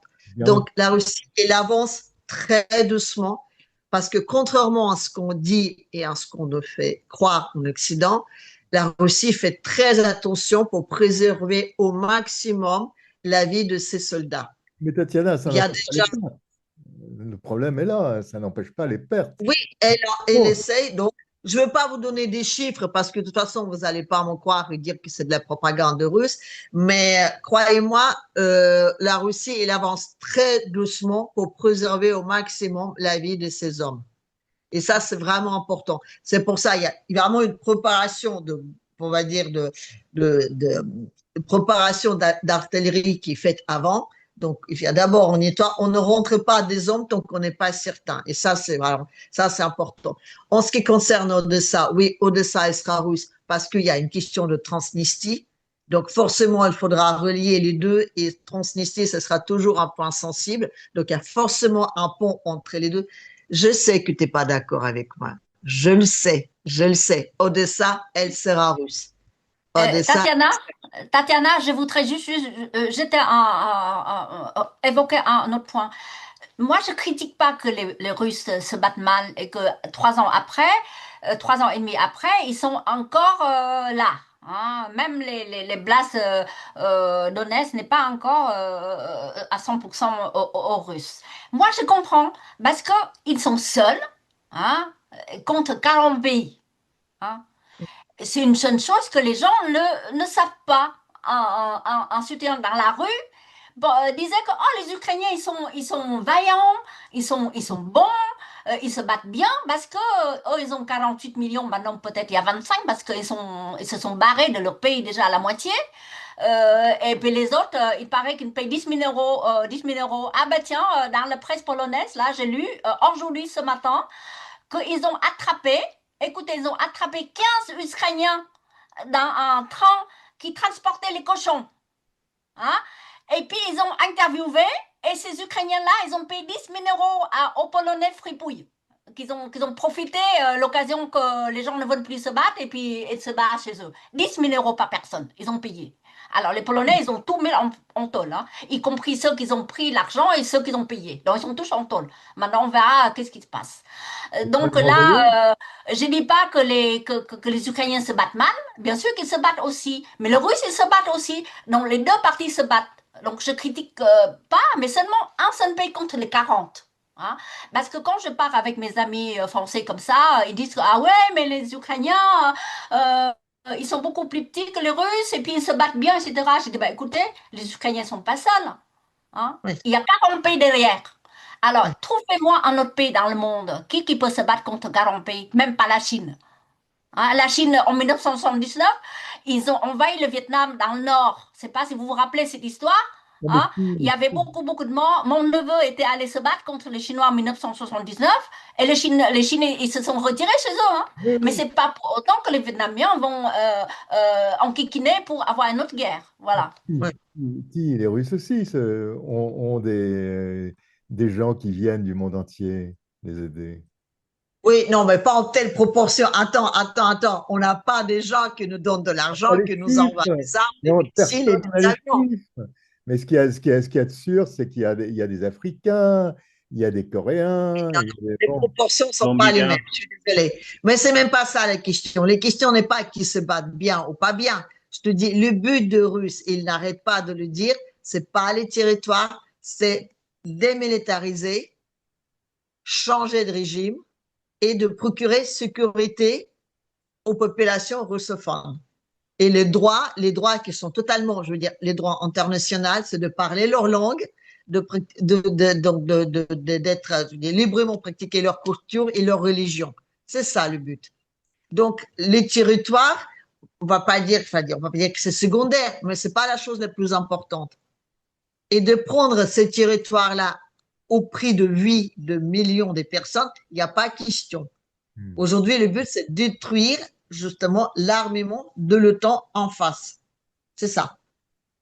Après, oui, les deux se battent bien. D'ailleurs, l'Ukrainien, il se bat très bien. Il se battait très bien au début. Aujourd'hui, ils se battent beaucoup moins bien Parce que, tu vois, par exemple, quand on compare la guerre patriotique russe, les Russes qui étaient sous le front, enfin les Soviétiques, excusez-moi, qui étaient sous le front et se battaient férocement, mais il y a tout ce qui était derrière, était solidaire. Je veux dire, ma mère, elle a appris à tricoter à l'école parce que les gamines, elles tricotaient les chaussettes et les moufles pour les soldats sous le front. Ils mettaient les petits mots de soutien là-dedans. Le front était, je veux dire, la solidarité de tout un pays était ensemble. Les soldats sur le front, ils savaient que le pays derrière les soutienne. Aujourd'hui, en Ukraine, c'est pas le cas. Tu as les gens sur le front et en même temps, tu as les autres qui vivent, on dirait, derrière et qui s'achètent des voitures qui coûtent. Non, mais là, ils le savent aussi. Et c'est ça aussi important. Quand tous les pays n'est pas solidaire, Je suis d'accord les avec soldats toi, se battent moins et moins bien. Oui, et puis en plus, ils n'ont pas de relève. Les militaires Oui, mais les soldats ukrainiens se n'ont pas battent de moins et relève, moins bien. alors que Ils les savent qu'ils. militaires russes l'ont, Voilà. évidemment. Et puis les prix n'est pas les mêmes. Les prix en Russie, les soldats, ils touchent 50 000 euros par an pour aller sous le front. Avec 20 000 euros, les chèques qu'il fait direct, c'est pas les mêmes prix. Je veux dire, en Ukraine déjà, c'est moins bien payé. Et en plus, je veux dire, tu n'arrives même pas à toucher de l'argent. Il faut attendre 2 ans la fin de la guerre et il faut que tu aies rempli plein de conditions pour être payé. Donc même là-dessus, tu vois, c'est pas du tout la même chose. Les Ukrainiens aujourd'hui, ils sont forcés d'aller à la guerre. Ils n'en ont pas envie. C'est vraiment de l'abattage et surtout, on ne les prépare même pas avant. Je veux dire, en Russie, quand tu veux t'engager, il y a toute une préparation. Non, mais attends. S'ils n'avaient pas envie de se battre, ils ne se battraient pas. Hein. Bon, non, n'exagérons pas. Non, non. Mais il y a beaucoup qui ne se battent pas, Philippe. Il y en a beaucoup qui ne se battent pas. Oui, mais il y en a quand même qui se battent et qui s'accrochent. Oui, Non, mais il y on en a aussi on beaucoup peut qui pas ne se battent retirer pas. ça aux Ukrainiens. On peut Il y leur a beaucoup qui ne se battent pas. Et il y a plus en plus de gens qui racontent des choses absolument je dis horribles. Les gens qu'on envoie vraiment à l'abattoir sans aucune préparation, rien. Mais ça, il y C'est a pire beaucoup en de pire. propagande aussi, Tatiana. Au début, oui, mais ce qui était au début, il y a 1 an, même 2 ans, ça n'a rien à voir avec la situation sur le front, en tout cas morale aujourd'hui. La situation de soldats morale aujourd'hui sur le front ukrainien n'a rien à voir, Philippe. Je te jure. Hein. Je suis beaucoup de comptes Le problème, ukrainiennes. c'est que ni toi, ni C'est moi, vraiment rien à voir. ni toi, ni moi, on ne sait pas exactement ce qui se passe. Donc là, Moi, on parle sur je suis n'importe. beaucoup de comptes ukrainiennes. Je suis les comptes, on va dire, pro-ukrainiennes au max. Je lis les D'accord, mais commentaires. c'est de la propagande de toutes les manières. Oui, mais quand il y a la propagande pro-ukrainienne, je dis bien pro-ukrainienne, qui commence à flashir et qui n'arrive même pas à enlever les commentaires des gens qui étaient à fond ukrainiens et qui disent que non, mais attendez, arrêtez de nous raconter des salades, tu commences à le voir, quoi. Tu commences à voir que les mouvements changent. Et tu peux pas me dire qu'en Ukraine, aujourd'hui, tous les gens ont envie d'aller se battre sous le front contre les méchants agresseurs. Ils sont pas Bien cons, entendu, les Ukrainiens. mais Ils sont pas cons. on ne sait pas exactement ce qui se passe sur le front. On ne peut pas dire, voilà. Enfin, moi, c'est mon avis, en tout cas. Michel Théatel. On ne sait pas exactement ce qui se passe, mais il y a quand même énormément de sources, que ce soit les sources françaises, que ce soit les sources ukrainiennes. Bon, les sources russes, par principe, on ne les prend pas en considération. D'accord. Mais enfin, quand même, il y a plus en plus de gens qui disent que la situation, moralement, est catastrophique. C'est de mauvaise foi. Arrête. Non, je suis. Écoute, j'ai une question là. J'ai une petite question là. J'ai entendu parler que les gens extrémistes en Ukraine, donc c'est les anciens Azov, et quand ils sont revenus du front, et quand ils sont blessés, ils sont pas morts, ils sont blessés, et puis on leur donne un titre comme commissaire politique. Et ces commissaires de politique, ils tiennent justement le pouvoir dans les rues, dans les quartiers, dans les villages et dans les villes. Et cela, c'est qui? Ils ont utilisé quoi comme méthode? C'est la méthode stalinienne, ça. Commissaire politique. C'est Et dommage que tu n'aies pas que notre compagnon Philippe n'est pas là aujourd'hui. Il n'y a pas qu'en Ukraine, hein, n'est-ce pas, Tatiana? Mais bon. De quoi tu parles? Bah, commissaire politique, tu connais, non? Tu connais pas? Oh là, aujourd'hui, en Russie, il n'y a pas de commissaire politique. Ah bon? Il n'y en a plus? Non. Non. T'es gentil, mais il ne faut pas mélanger les choses. C'est très dommage que Philippe aujourd'hui n'est pas là, notre ami français qui vit en Ukraine, parce qu'effectivement, au moins quand il dit les mêmes choses que moi, au moins il est témoin. Peut-être parce qu'il est français qu'il lui fait plus confiance.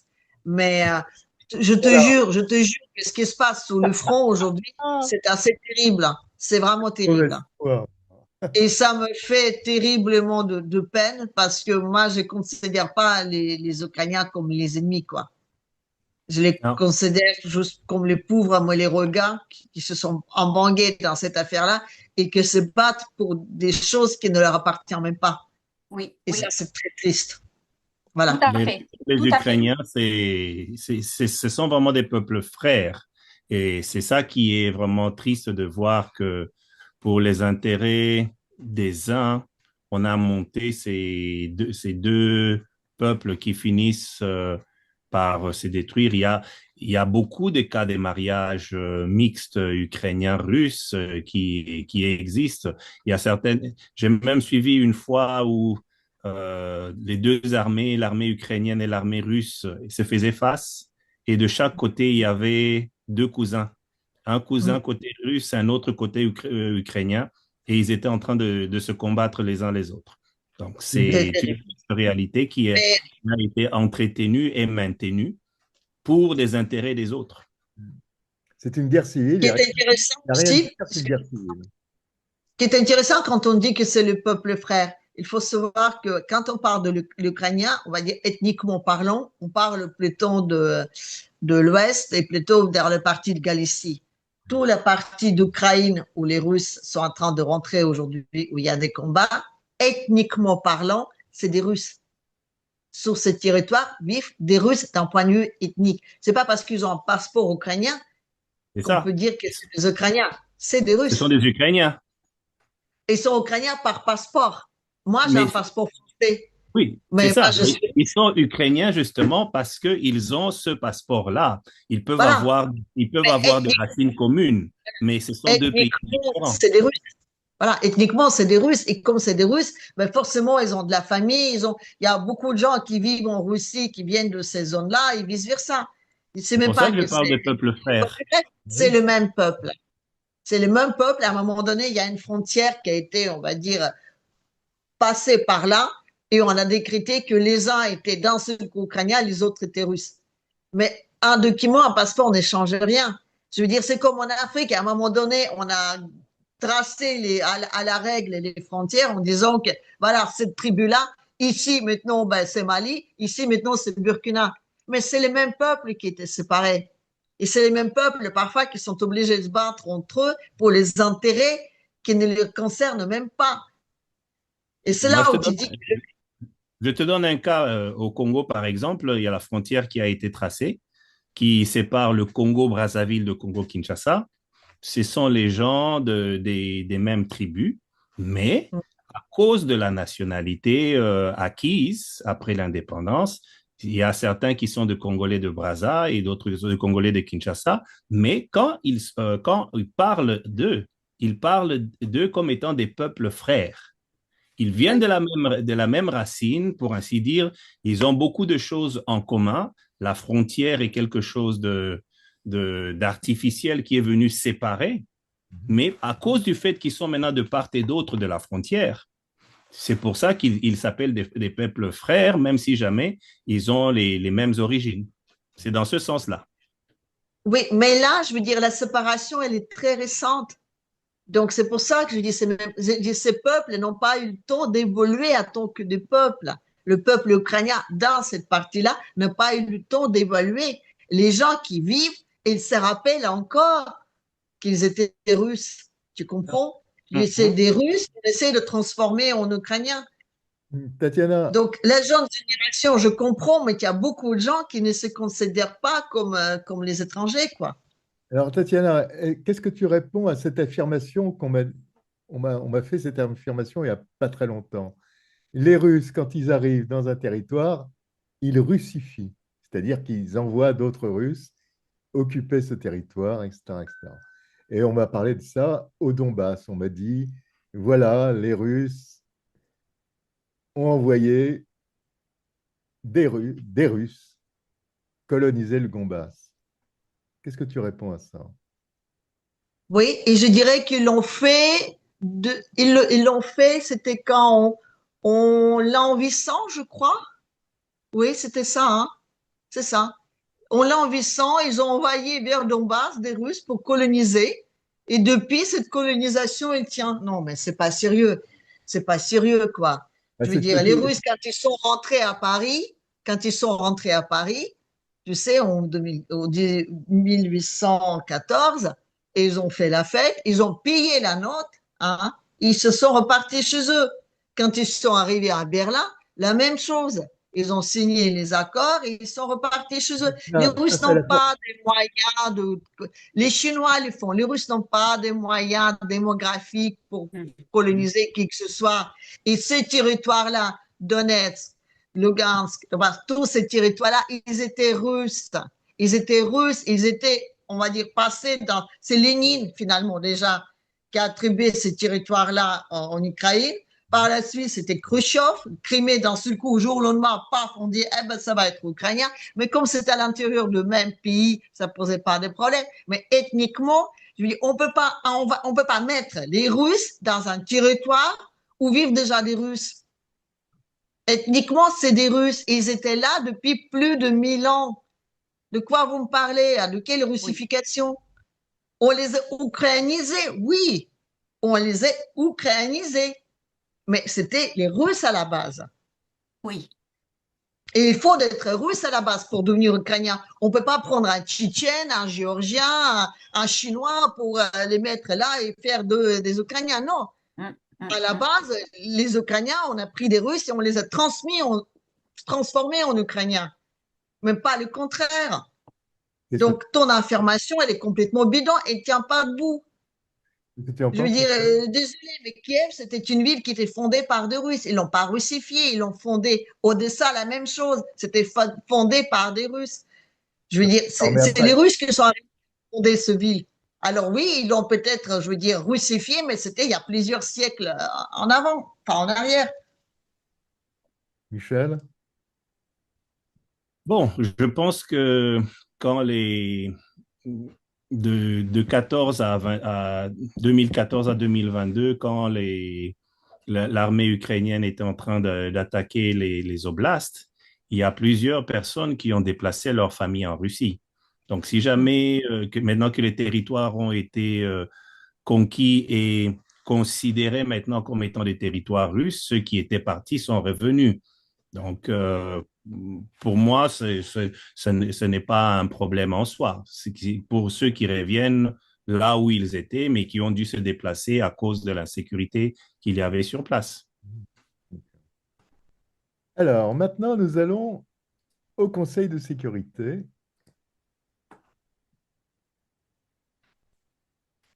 « 14 voix pour et une seule contre. Les États-Unis font de nouveaux obstacles à l'adoption d'une résolution sur Gaza. Elle ne condamne pas le Hamas, ne reconnaît pas le droit d'Israël à se défendre. Et elle légitime à tort les faux arguments profitant au Hamas, qui ont malheureusement trouvé une audience dans ce Conseil. Un veto suffisant pour bloquer le projet, car venant d'un membre permanent du Conseil de sécurité, le texte se limitait pourtant à 3 mots d'ordre consensuels: un cessez-le-feu dans la bande de Gaza, la libération des otages retenus par le Hamas et un accès humanitaire à l'enclave palestinienne. Ce projet de résolution représente le strict minimum requis par l'humanité, la légalité et la moralité. Il est profondément regrettable et douloureux qu'il ait été bloqué. En refusant ce texte, Washington protège une nouvelle fois son allié israélien malgré la famine déclarée dans la ville de Gaza. Une décision qui suscite une colère de plus en plus explicite chez les autres membres du Conseil, occidentaux ou non. Pardonnez-nous, parce que le monde parle de droits, mais ni les vôtres, à vous, Palestiniens. La position des États-Unis est incroyable quand même. Prévisible. Ouais. Écoute, je pense que ce qui se passe aujourd'hui à Gaza, c'est un c'est un lourd poids que l'Occident va traîner pendant plusieurs dizaines d'années sur leur conscience. Je crois Ils ne aussi. pourront pas dire qu'ils ne le savaient pas. On ne pourra pas dire qu'on n'était pas au con, genre, et qu'on n'a rien pu faire. On peut faire des choses. Et aujourd'hui, il y a un quasi, on va dire, un fanatisme idéologique sur ces questions-là. On n'a pas le droit de dire qu'on ne veut plus aider l'Ukraine. Quoi? Et alors, vous voulez quoi? Qu'on arrête d'aider l'Ukraine? Et on n'a pas le droit de dire que, quoi? Israël, la plus grande démocratie, avec son armée le plus morale du monde, n'a pas le droit de se défendre. C'est quasi, je veux dire, fanatique. Donc, je veux dire, les deux questions, on n'a pas abordé. Donc, ça, on va avoir honte de nous pendant plusieurs dizaines d'années. Ouais. On a perdu avec cette affaire-là toute notre crédibilité face au monde entier. Face au monde entier, aujourd'hui, on ne peut pas parler ni des droits, ni d'humanité, ni de civilisation, ni de démocratie, ni de quoi que ce soit d'autre. Aux yeux du monde entier, on est en train d'exterminer, et je pose bien mes mots, exterminer un peuple, tout en s'en donnant des airs dehors. Oui, mais bon, écoutez, voilà. On ne peut rien faire parce que les États-Unis bloquent quelque chose. Bah, excusez-moi, il y a beaucoup de pays où ça les arrange que les États-Unis bloquent. Parce que je dis, même les Arabes aujourd'hui, alors qu'ils peuvent faire quelque chose, même les Arabes, les pays arabes, ils sont complices de ce crime. Il y a énormément de pays qui sont complices de ce crime-là. Et on est tous là à essayer de fermer les yeux en disant, oui, mais quand même.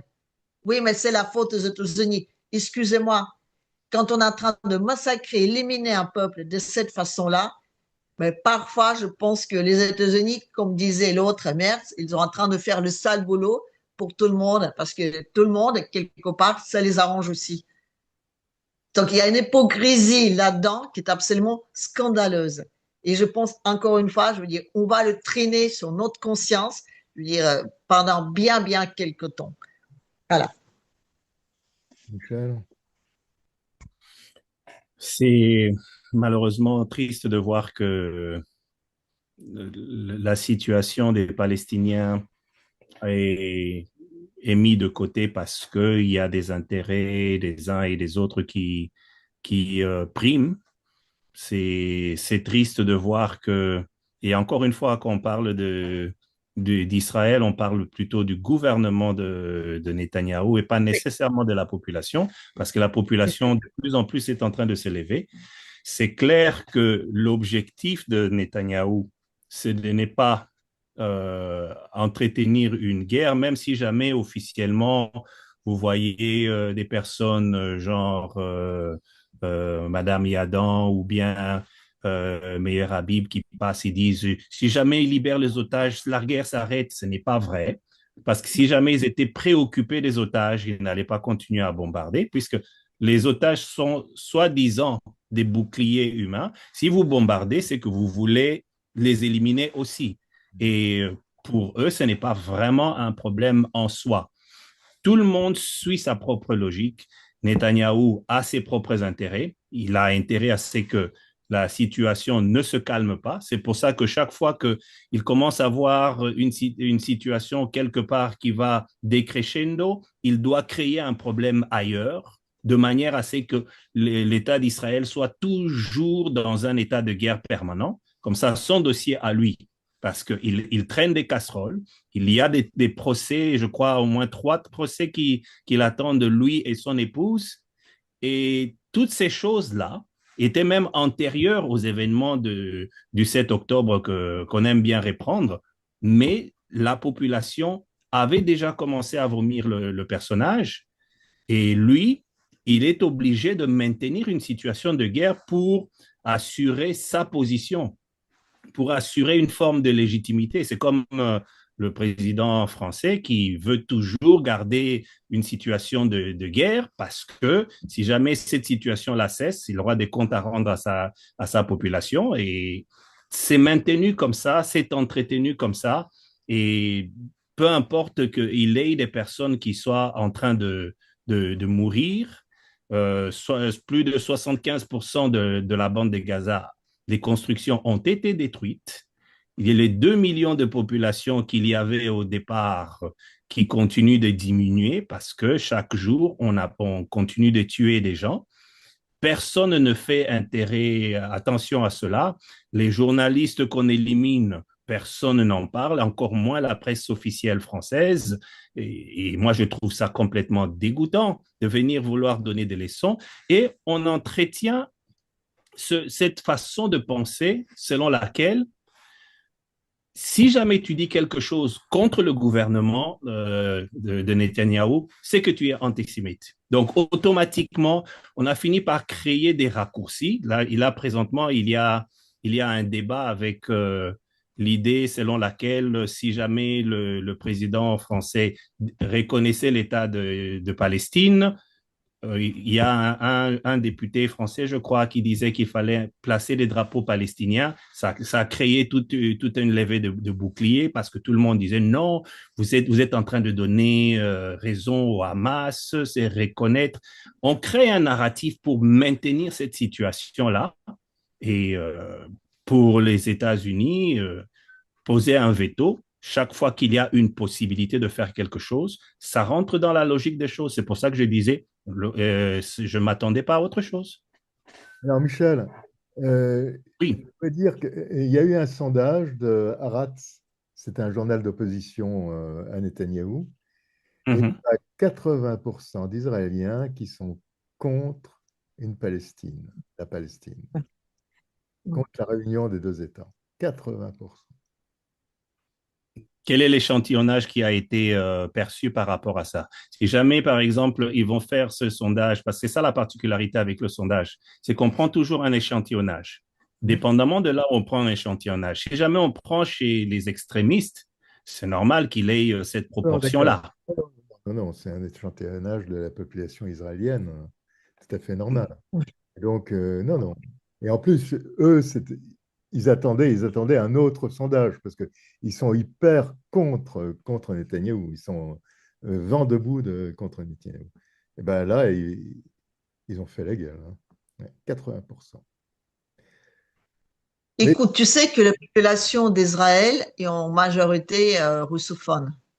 Je veux dire, les Russes. En majorité, mais enfin, en grande. Il y a une bonne proportion, mais pas majoritairement quand même. Écoute, bon, moi je suis pas mal de gens qui vivent là-bas, donc qui travaillaient même pour le service secret israélien, un peu genre Jacques Bod, mais on va dire d'Israël.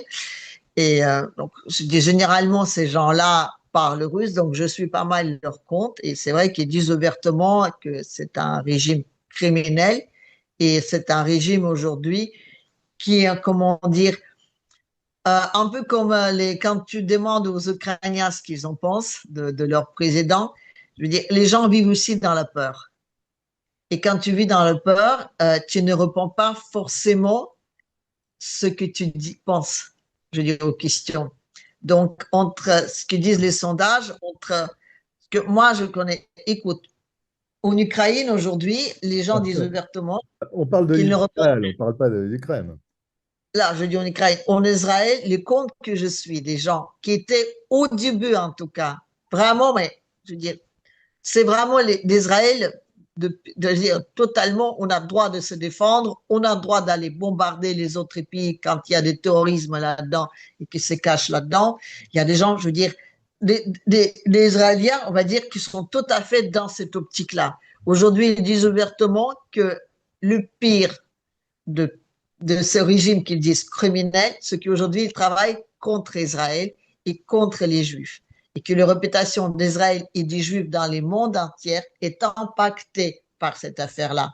Donc ils peuvent toujours penser que bombarder les voisins, c'est peut-être, on va dire, pas si mal parce que c'est pour notre protection, c'est une chose. Mais de dire qu'aujourd'hui, tout le peuple est menacé par les actions de ce gouvernement-là, qu'ils trouvent, eux, criminels. Il y a beaucoup de gens qui le disent, beaucoup de gens. Je veux dire, c'est deux choses différentes. De dire que oui, on a le droit de se défendre, oui, mais... Tu as des manifs pour les otages et compagnie, c'est vrai. Mais les otages, aujourd'hui, l'Israël n'a pas d'intérêt que ces otages soient libérés. Parce que si les otages sont libérés, il faut arrêter la guerre.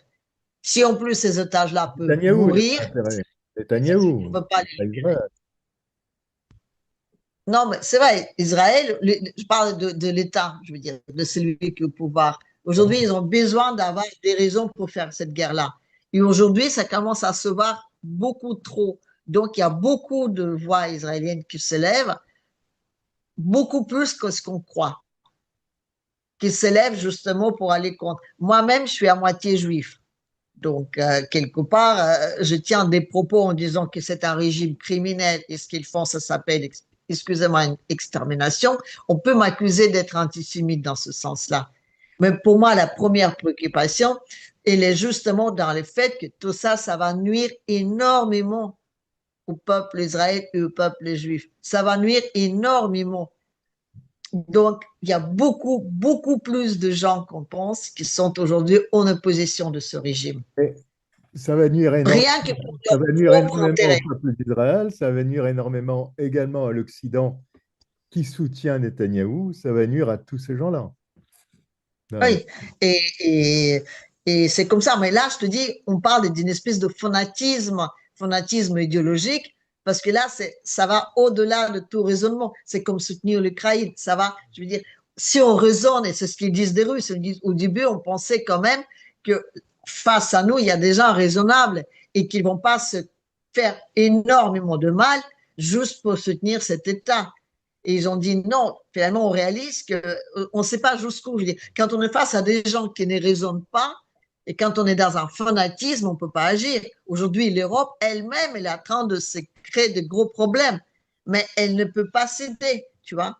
Donc, c'est la même chose. Oui, aujourd'hui, on fait énormément de mal déjà à soi-même, mais on est dans un tel espèce de roue libre qu'on n'arrive pas à s'arrêter. C'est ça qui est très dommage. Et dans cette affaire-là, que ce soit l'Ukraine, que ce soit Israël, on est trop imprégné dedans et on est en train de croiser notre propre tombeau, mais on n'arrive pas à s'arrêter. Quand je parle de l'Occident, ça va de soi. Si, Je pense que tous les projets que Netanyahu est en train de faire et puis remonter un peu l'histoire de l'Israël dès le début, bah écoute, ils font les choses selon le plan, hein, déjà. C'est le plan même bien avant 1948, hein, bien avant la création de cet État. Parce que je me souviens bien quand on a parlé à l'école ou à la radio, etc. Quand le type là, qui a formé le sionisme, et quand ils sont venus en Palestine cette époque, ils étaient déjà commencé à acheter les terres, hein, à cette époque, hein. Ils ont pensé déjà qu'il y aura justement une patrie pour tous les juifs, hein. Et depuis 1948, ils n'arrêtent pas à s'agrandir et s'agrandir et s'agrandir. Et là, l'Occident, surtout les Américains, et le soutien, parce qu'ils ont besoin d'une base dans cette partie du monde, donc ils ne vont jamais lâcher. Et que le fait que l'Israël va arrêter un jour de grignoter les territoires arabes et puis opprimer les Arabes, moi je ne crois pas du tout, parce que c'est dans leur mentalité, c'est dans le soi-disant religion. Euh, je pense que Philippe a raison, parce que les sondages qui disent que 80%, les Israéliens ne veulent pas vivre avec les Arabes, avec les Palestiniens. Je ne crois pas que les Israéliens veulent vivre avec les Palestiniens. Donc, ce problème-là ne va pas résoudre. Ils ne veulent pas un État. Ils ne veulent pas un État. contre le peuple, la création de la Palestine.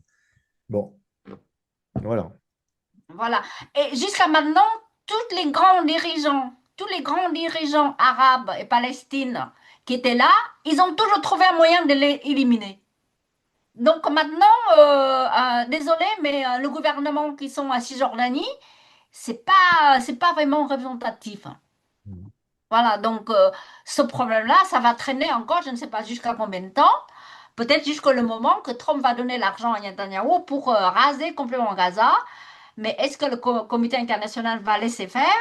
Je n'en sais rien, parce qu'en Europe, depuis que je suis en Europe, je vois un sentiment de culpabilité. Ils vont laisser faire. Oui. Hein? Parce qu'après la Shoah, hein, on se sent coupable et on laisse faire les Israéliens parce que les peuples israéliens, c'était des victimes de Hitler. Voilà, un sentiment de culpabilité et Netanyahou profite. Avant lui, il y a Sharon aussi. Attendez, Sharon n'était pas un tendre non plus. Hein. Donc voilà, donc il profite de l'occasion. Donc je suis pessimiste pour les Palestiniens. Il faut aussi dire que c'est un sentiment de culpabilité qui est bien entretenu, hein, parce qu'on a exterminé plus de 14 millions de Russes, je parle des civils, pendant cette guerre-là, et là, il n'y a aucun sentiment de culpabilité. Le blocage de Leningrad, où les gens mouraient de faim et de froid, de la même façon presque que ce qu'ils meurent aujourd'hui à Gaza, pareil, aucun sentiment de culpabilité. Donc, je veux dire, c'est un sentiment de culpabilité très orienté. Je veux dire, orienté et entretenu. Donc, il ne faut pas quand même trop rêver. Israël, c'est un pays... C'est un sentiment de culpabilité, tu dirais, démocratique.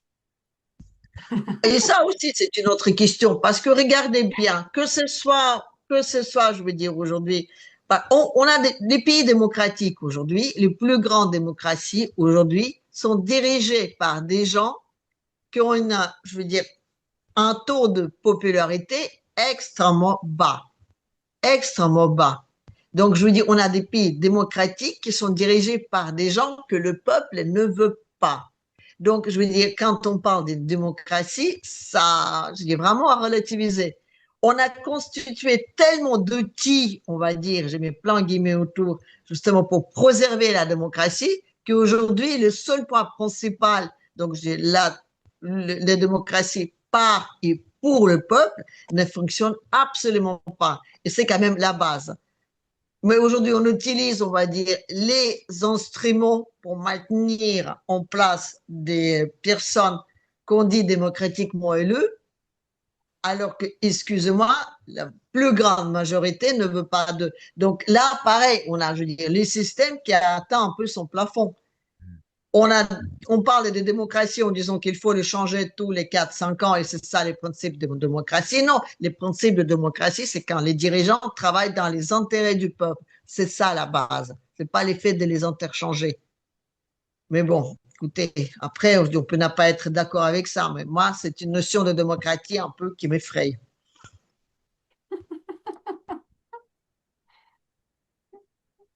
Alors, qui veut rajouter quelque chose? Non? Bon. Alors, nous allons voir Monsieur Trump et Starmer. Alors, qu'est-ce que vous pensez? About it, and I think your situation is very similar. You have people coming in, and I told the Prime Minister I would stop it, and it doesn't matter if you call out the military, it doesn't matter what. Alors, Trump et Starmer, qu'est-ce que vous en pensez de ces individus? Qu'est-ce qu'ils écrivent sur leur petite pancarte? C'était quoi?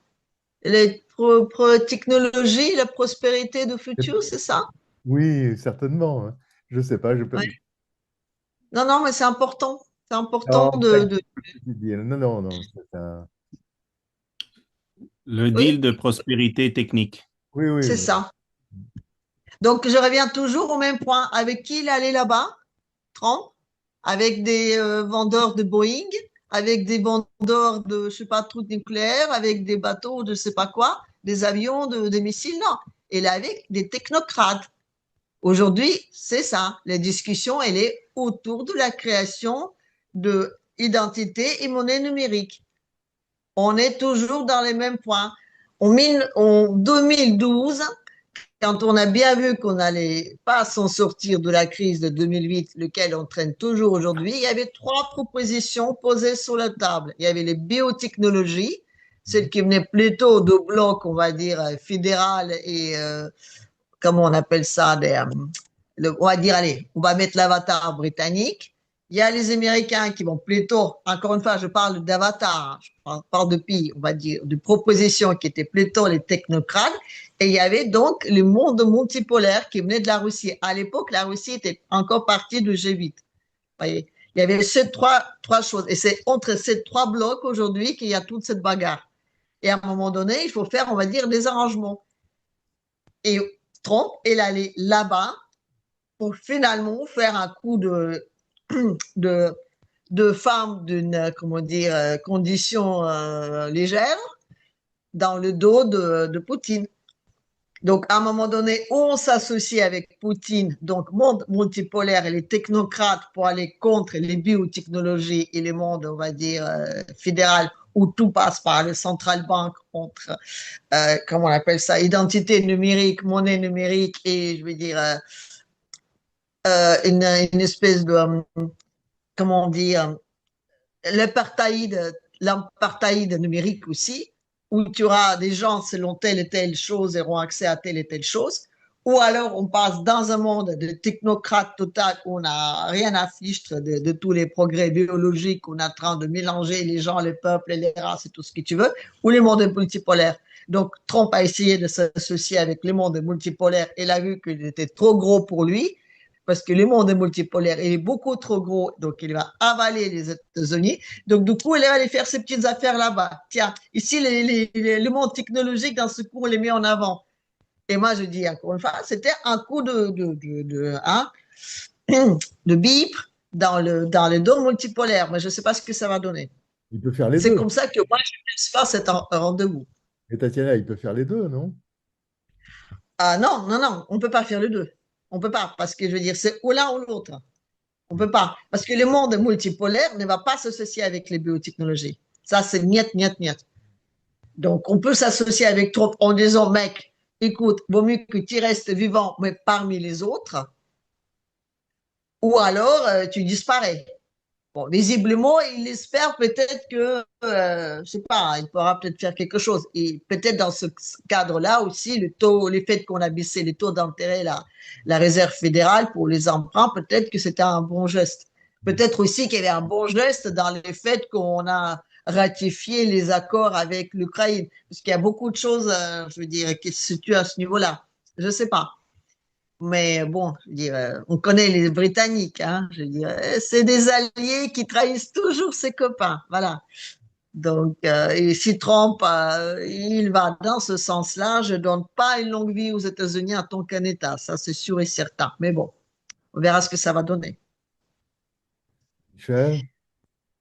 En tout cas, je n'avais pas suivi cette information-là, donc j'ai pas vraiment beaucoup de sujets par rapport à ça. Donc, je ne sais pas à quoi cela faisait allusion. Quand il disait qu'il a pris des dispositions chez lui aux États-Unis, est-ce qu'il parlait de l'immigration? Il parlait de la technologie? De quoi parlait-il exactement? C'était avec l'immigration. Avec l'immigration. Avec l'immigration? Ah, OK. Et d'ailleurs, il a reproché à Starmer d'accueillir plein d'émigrés. Bon. On a vu ce que ça a créé comme problème avec la Corée et sa politique aux États-Unis. Ah, oui, quand oui, ils ont arrêté toutes ces personnes, que finalement on a dit, écoutez, c'est pas grave, si vous voulez, vous pouvez rester. Et les autres ont dit, niet, on rentre. Et les milliards qui devaient être investis aux États-Unis, quelque part, ont été freinés à cause justement de ça. Bon, il a sa politique sur l'immigration. Il y a même cette immigration où il faudrait payer une certaine somme pour pouvoir obtenir un visa pour les États-Unis. Encore une fois, il voudrait bâtir une immigration à l'image de ce que lui veut, c'est-à-dire que les riches viennent, etc. Et pour les autres, tant pis, comme disait quelqu'un, nous ne pouvons pas accueillir toute la misère du monde, mais en oubliant que cette misère du monde a été initiée justement par ceux qui sont en train de se plaindre en disant qu'ils ne peuvent pas supporter toute la misère du monde. Ils étaient à l'origine de cela, que ce soit en Europe, que ce soit aux États-Unis. On voit d'ailleurs, par exemple, la pression qu'il est en train de mettre avec le Venezuela, par exemple. Donc, ils ont leur idée de comment les choses doivent se passer. Et tant pis si jamais il faudrait marcher sur des gens. Mais comme je n'ai pas vraiment beaucoup de contexte par rapport à ça, je ne voudrais pas trop m'engager sur quelque chose que je n'ai pas suivi personnellement. Tu as quelque chose à nous dire? Je n'ai pas trop suivi non plus, mais j'ai vu à la télé ou sur YouTube le banquet. Le banquet, voilà, le banquet que Trump qui a lu un texte long comme ça, Le plusieurs pages, roi. hein. Mais en ce qui concerne cette visite, je suis quand même un peu étonnée le fait que Starmer, hein, qui a réussi quand même à engager le roi, hein, dans cette affaire, hein, c'est qui je suis un peu étonnée parce que si j'ai bien compris, le roi ne gouverne pas et que le roi toujours tient à l'écart. Tandis que là, il a carrément emmené le roi dans ce truc-là. Et il faut pas oublier aussi avant, le fils de roi, le prince Harry, là, le fou là, qui est aux États-Unis, qui était allé en Ukraine. Il était chez son père, soi-disant réconciliation avec son père.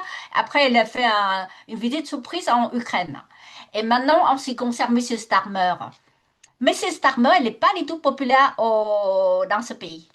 Pas du tout. Il est dans la même situation que Macron en France. Hein? Même pire. Même pire. Et les Anglais, ils se sont appauvris beaucoup depuis 3 ans et demi. Et les Anglais, la politique anglaise est toujours contre Poutine, mais 2000%. Ils sont contre Poutine encore pire que les Américains, déjà. Hein? C'est insensé cette histoire. Donc, Trump est venu chez Starmer pour parler d'immigration, et pas seulement pour l'immigration. Ils ont parlé de la guerre en Ukraine. Trump a besoin, Starmer, parce que Trump ne fait pas confiance en bande de guignols de Paris et tout ça. Hein? Donc, il fait confiance à son cousin. Qui sont les Anglais? C'est les cousins des Américains. Les cousins, ils se tiennent ensemble. Voilà, donc, écoutez, moi, j'ai rien à ajouter. Alors, juste une petite précision. Quand on dit que le roi ne gouverne pas l'Angleterre, pas la Grande-Bretagne, enfin, j'en sais rien, enfin, peut-être qu'il ne gouverne pas officiellement, mais le roi, il fait mieux que ça, il gouverne le monde. Il fait bien partir de cette petite clique de mondialistes. Et il ne faut pas oublier que le MI6, les MI6, enfin, je ne sais plus comment on peut les appeler, fait cette petite, comment dire, petite armée invisible qui se situe partout dans le monde, il est sous les ordres du roi. Il n'est pas sous les ordres du gouvernement. Donc, de dire que le pauvre petit roi innocent fait juste, on va dire, un peu, hein? Non, non, non, non. Quand on va voir le roi, on va voir plutôt, on va dire, les chefs. De Starmer, il est aux ordres d'eux. Il ne faut pas se tromper. Voilà. Et qui dit aussi d'être sous les ordres du roi, je parle des M6, c'est aussi d'être sous les ordres de la City. Les deux sont liés. La Grande-Bretagne doit sa grandeur plutôt à la grandeur de la Banque de Londres. Je veux dire, la reine Victoria, s'il a peu d'avoir un tel prestige dans le monde et s'il a pu bâtir ce grand empire, c'est d'abord grâce à la finance et grâce à l'association avec cette finance-là. Voilà. Et c'est d'ailleurs parce que le roi a toujours bien joué le rôle qu'il est toujours là. Mais encore une fois, le fait même que les M6, je veux dire, leurs services secrets sont sous les ordres du roi et pas de gouvernement, veut dire quand même beaucoup de choses. Et de dire qu'on a arrivé à mettre le roi là-dedans, non, non, non, non. On ne met pas le roi dans ceci et dans cela. Le roi, il décide lui. Et s'il fallait parler avec Trump et avec toute la clique, vous avez vu qui était à table avec Trump? Je veux dire, il y avait tous les technocrates américains qui étaient présents. Donc, si aujourd'hui le roi reçoit Trump, c'est qu'ils ont des choses bien, je veux dire, au niveau qui est plus important que le niveau d'État à discuter. Et ça, il ne faut pas le négliger. Et les choses ne sont pas telles qu'on nous les montre. Il y a beaucoup de choses derrière qui se trament, qui ne sont pas du tout au niveau d'État, mais au niveau bien plus important, et ça surpasse les États, qu'il ne faut pas négliger.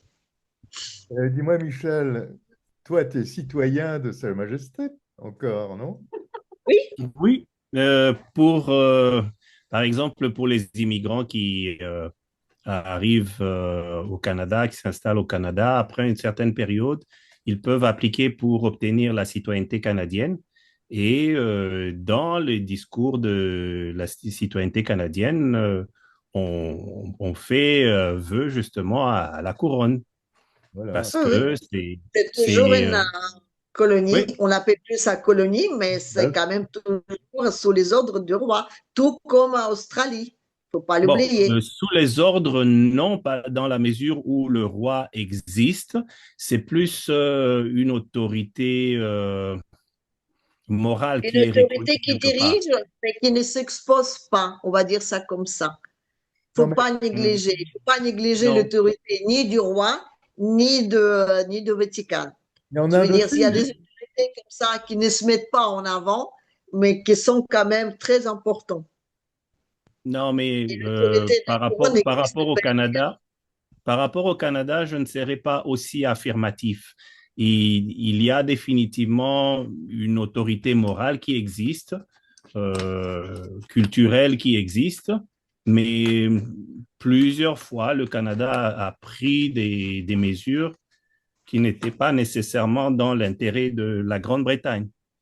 Donc, on a notre autonomie et on est fiers de cela. Je lisais encore aujourd'hui que 75% des Canadiens sont fiers d'être Canadiens.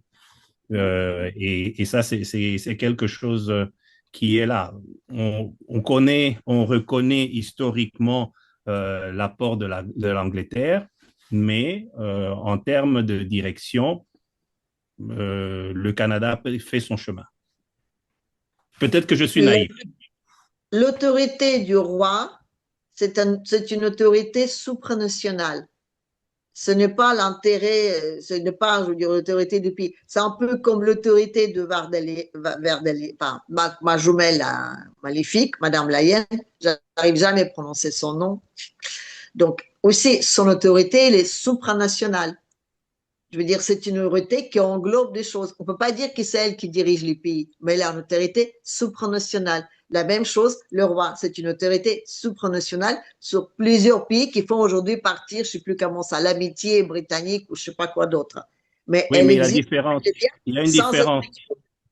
Madame von der Leyen est en mesure d'engager l'Union européenne. Le roi ne peut pas engager le Canada. Évidemment. Aujourd'hui, Canada, aujourd'hui l'Australie et plein d'autres pays qui sont font partir toujours de l'amitié du pays Commonwealth soutiennent la guerre en Ukraine officiellement. Est-ce réellement leur propre choix alors que ça ne joue pas vraiment dans leur faveur? Ça ne veut pas nécessairement dire que c'est sur direction de la Grande-Bretagne. Non, il faut savoir que, tu sais, au Canada, il y a une forte présence ukrainienne, aussi bien celle qui émane de l'après-guerre, mais il y a eu aussi, dernièrement encore, quand la guerre a commencé avec la Russie, il y a plusieurs Ukrainiens qui sont venus, qui se sont réfugiés au Canada.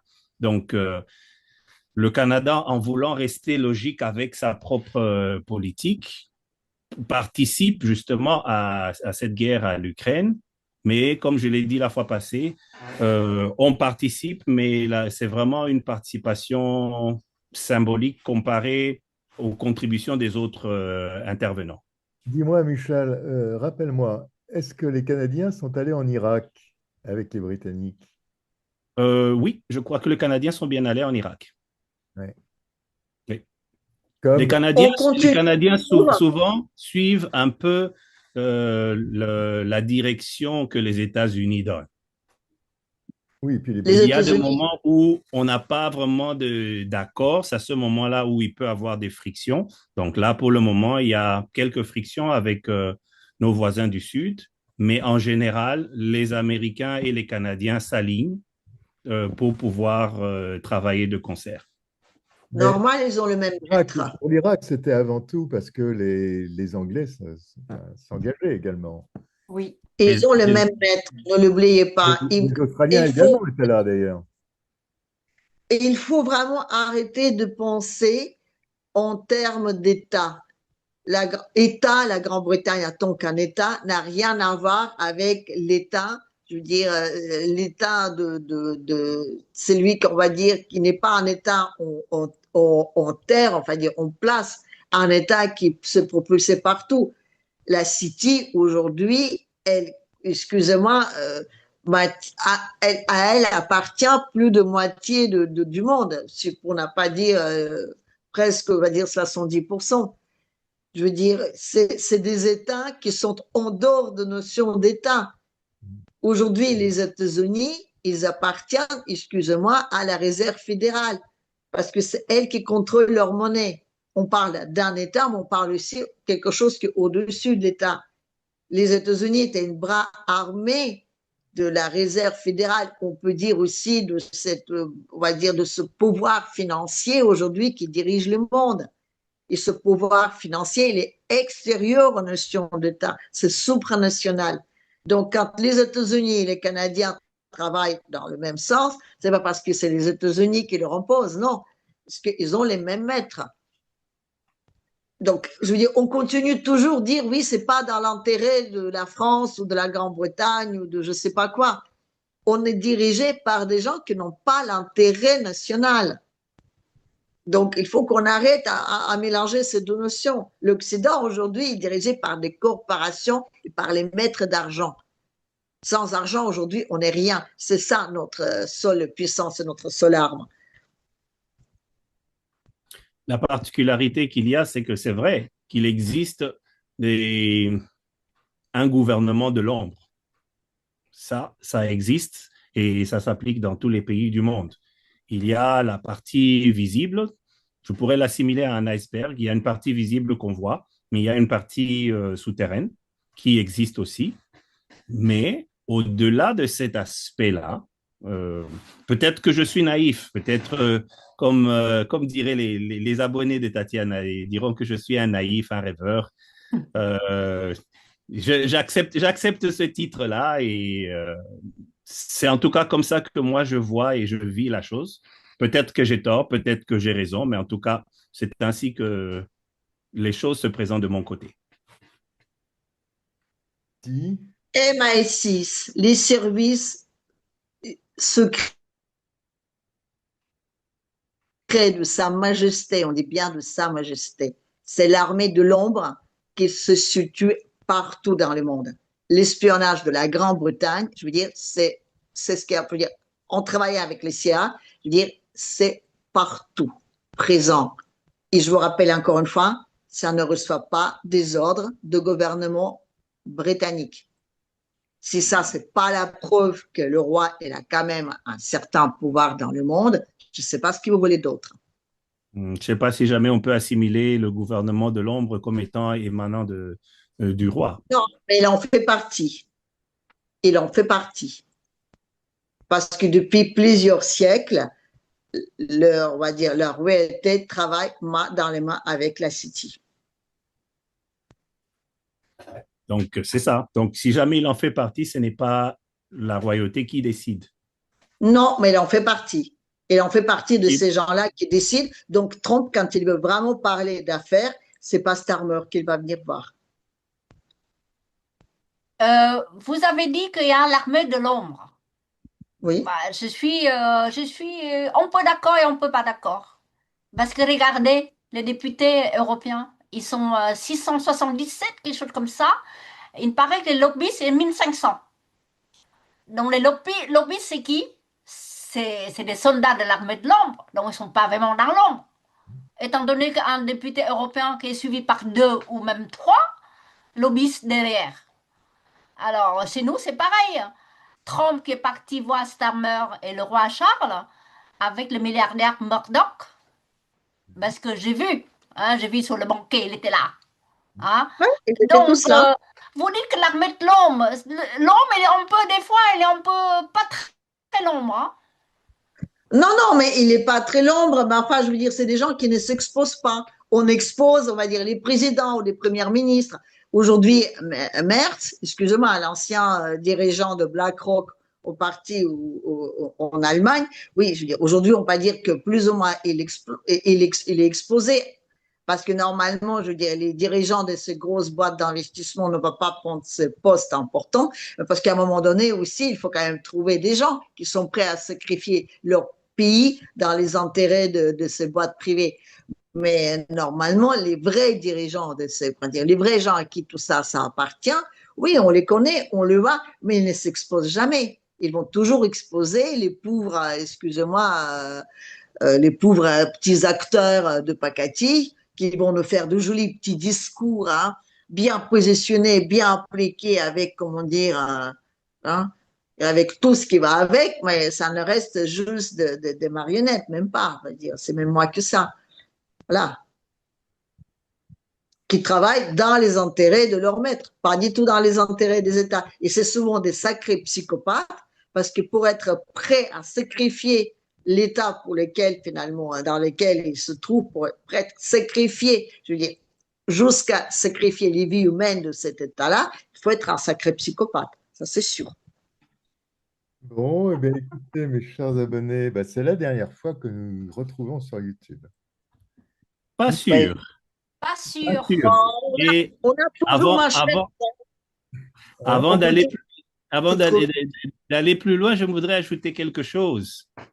Tatiana, tic-tac, le 25 septembre. Oui, je sais. Je te rappelle. Le 25 septembre, oui. C'est bizarre que la chaîne de Philippe va disparaître. Ah, flûte, hein. Ah, comment on va faire pour en parler de ça? On va continuer sur ta chaîne. Bah oui. Il y a que ça qui reste, hein, tant que j'existe encore. Tant que j'existe, rien n'est perdu. Voilà, eh bien, écoutez, mes chers abonnés, au 25 septembre pour voir le rideau. Voilà. Non, mais rendez-vous sur X, sur Patreon, et puis on ouvrira autre chose aussi. Ouais, et gros merci à toutes les personnes. Et gros merci à toutes les personnes qui participent, qui suivent, qui laissent des commentaires.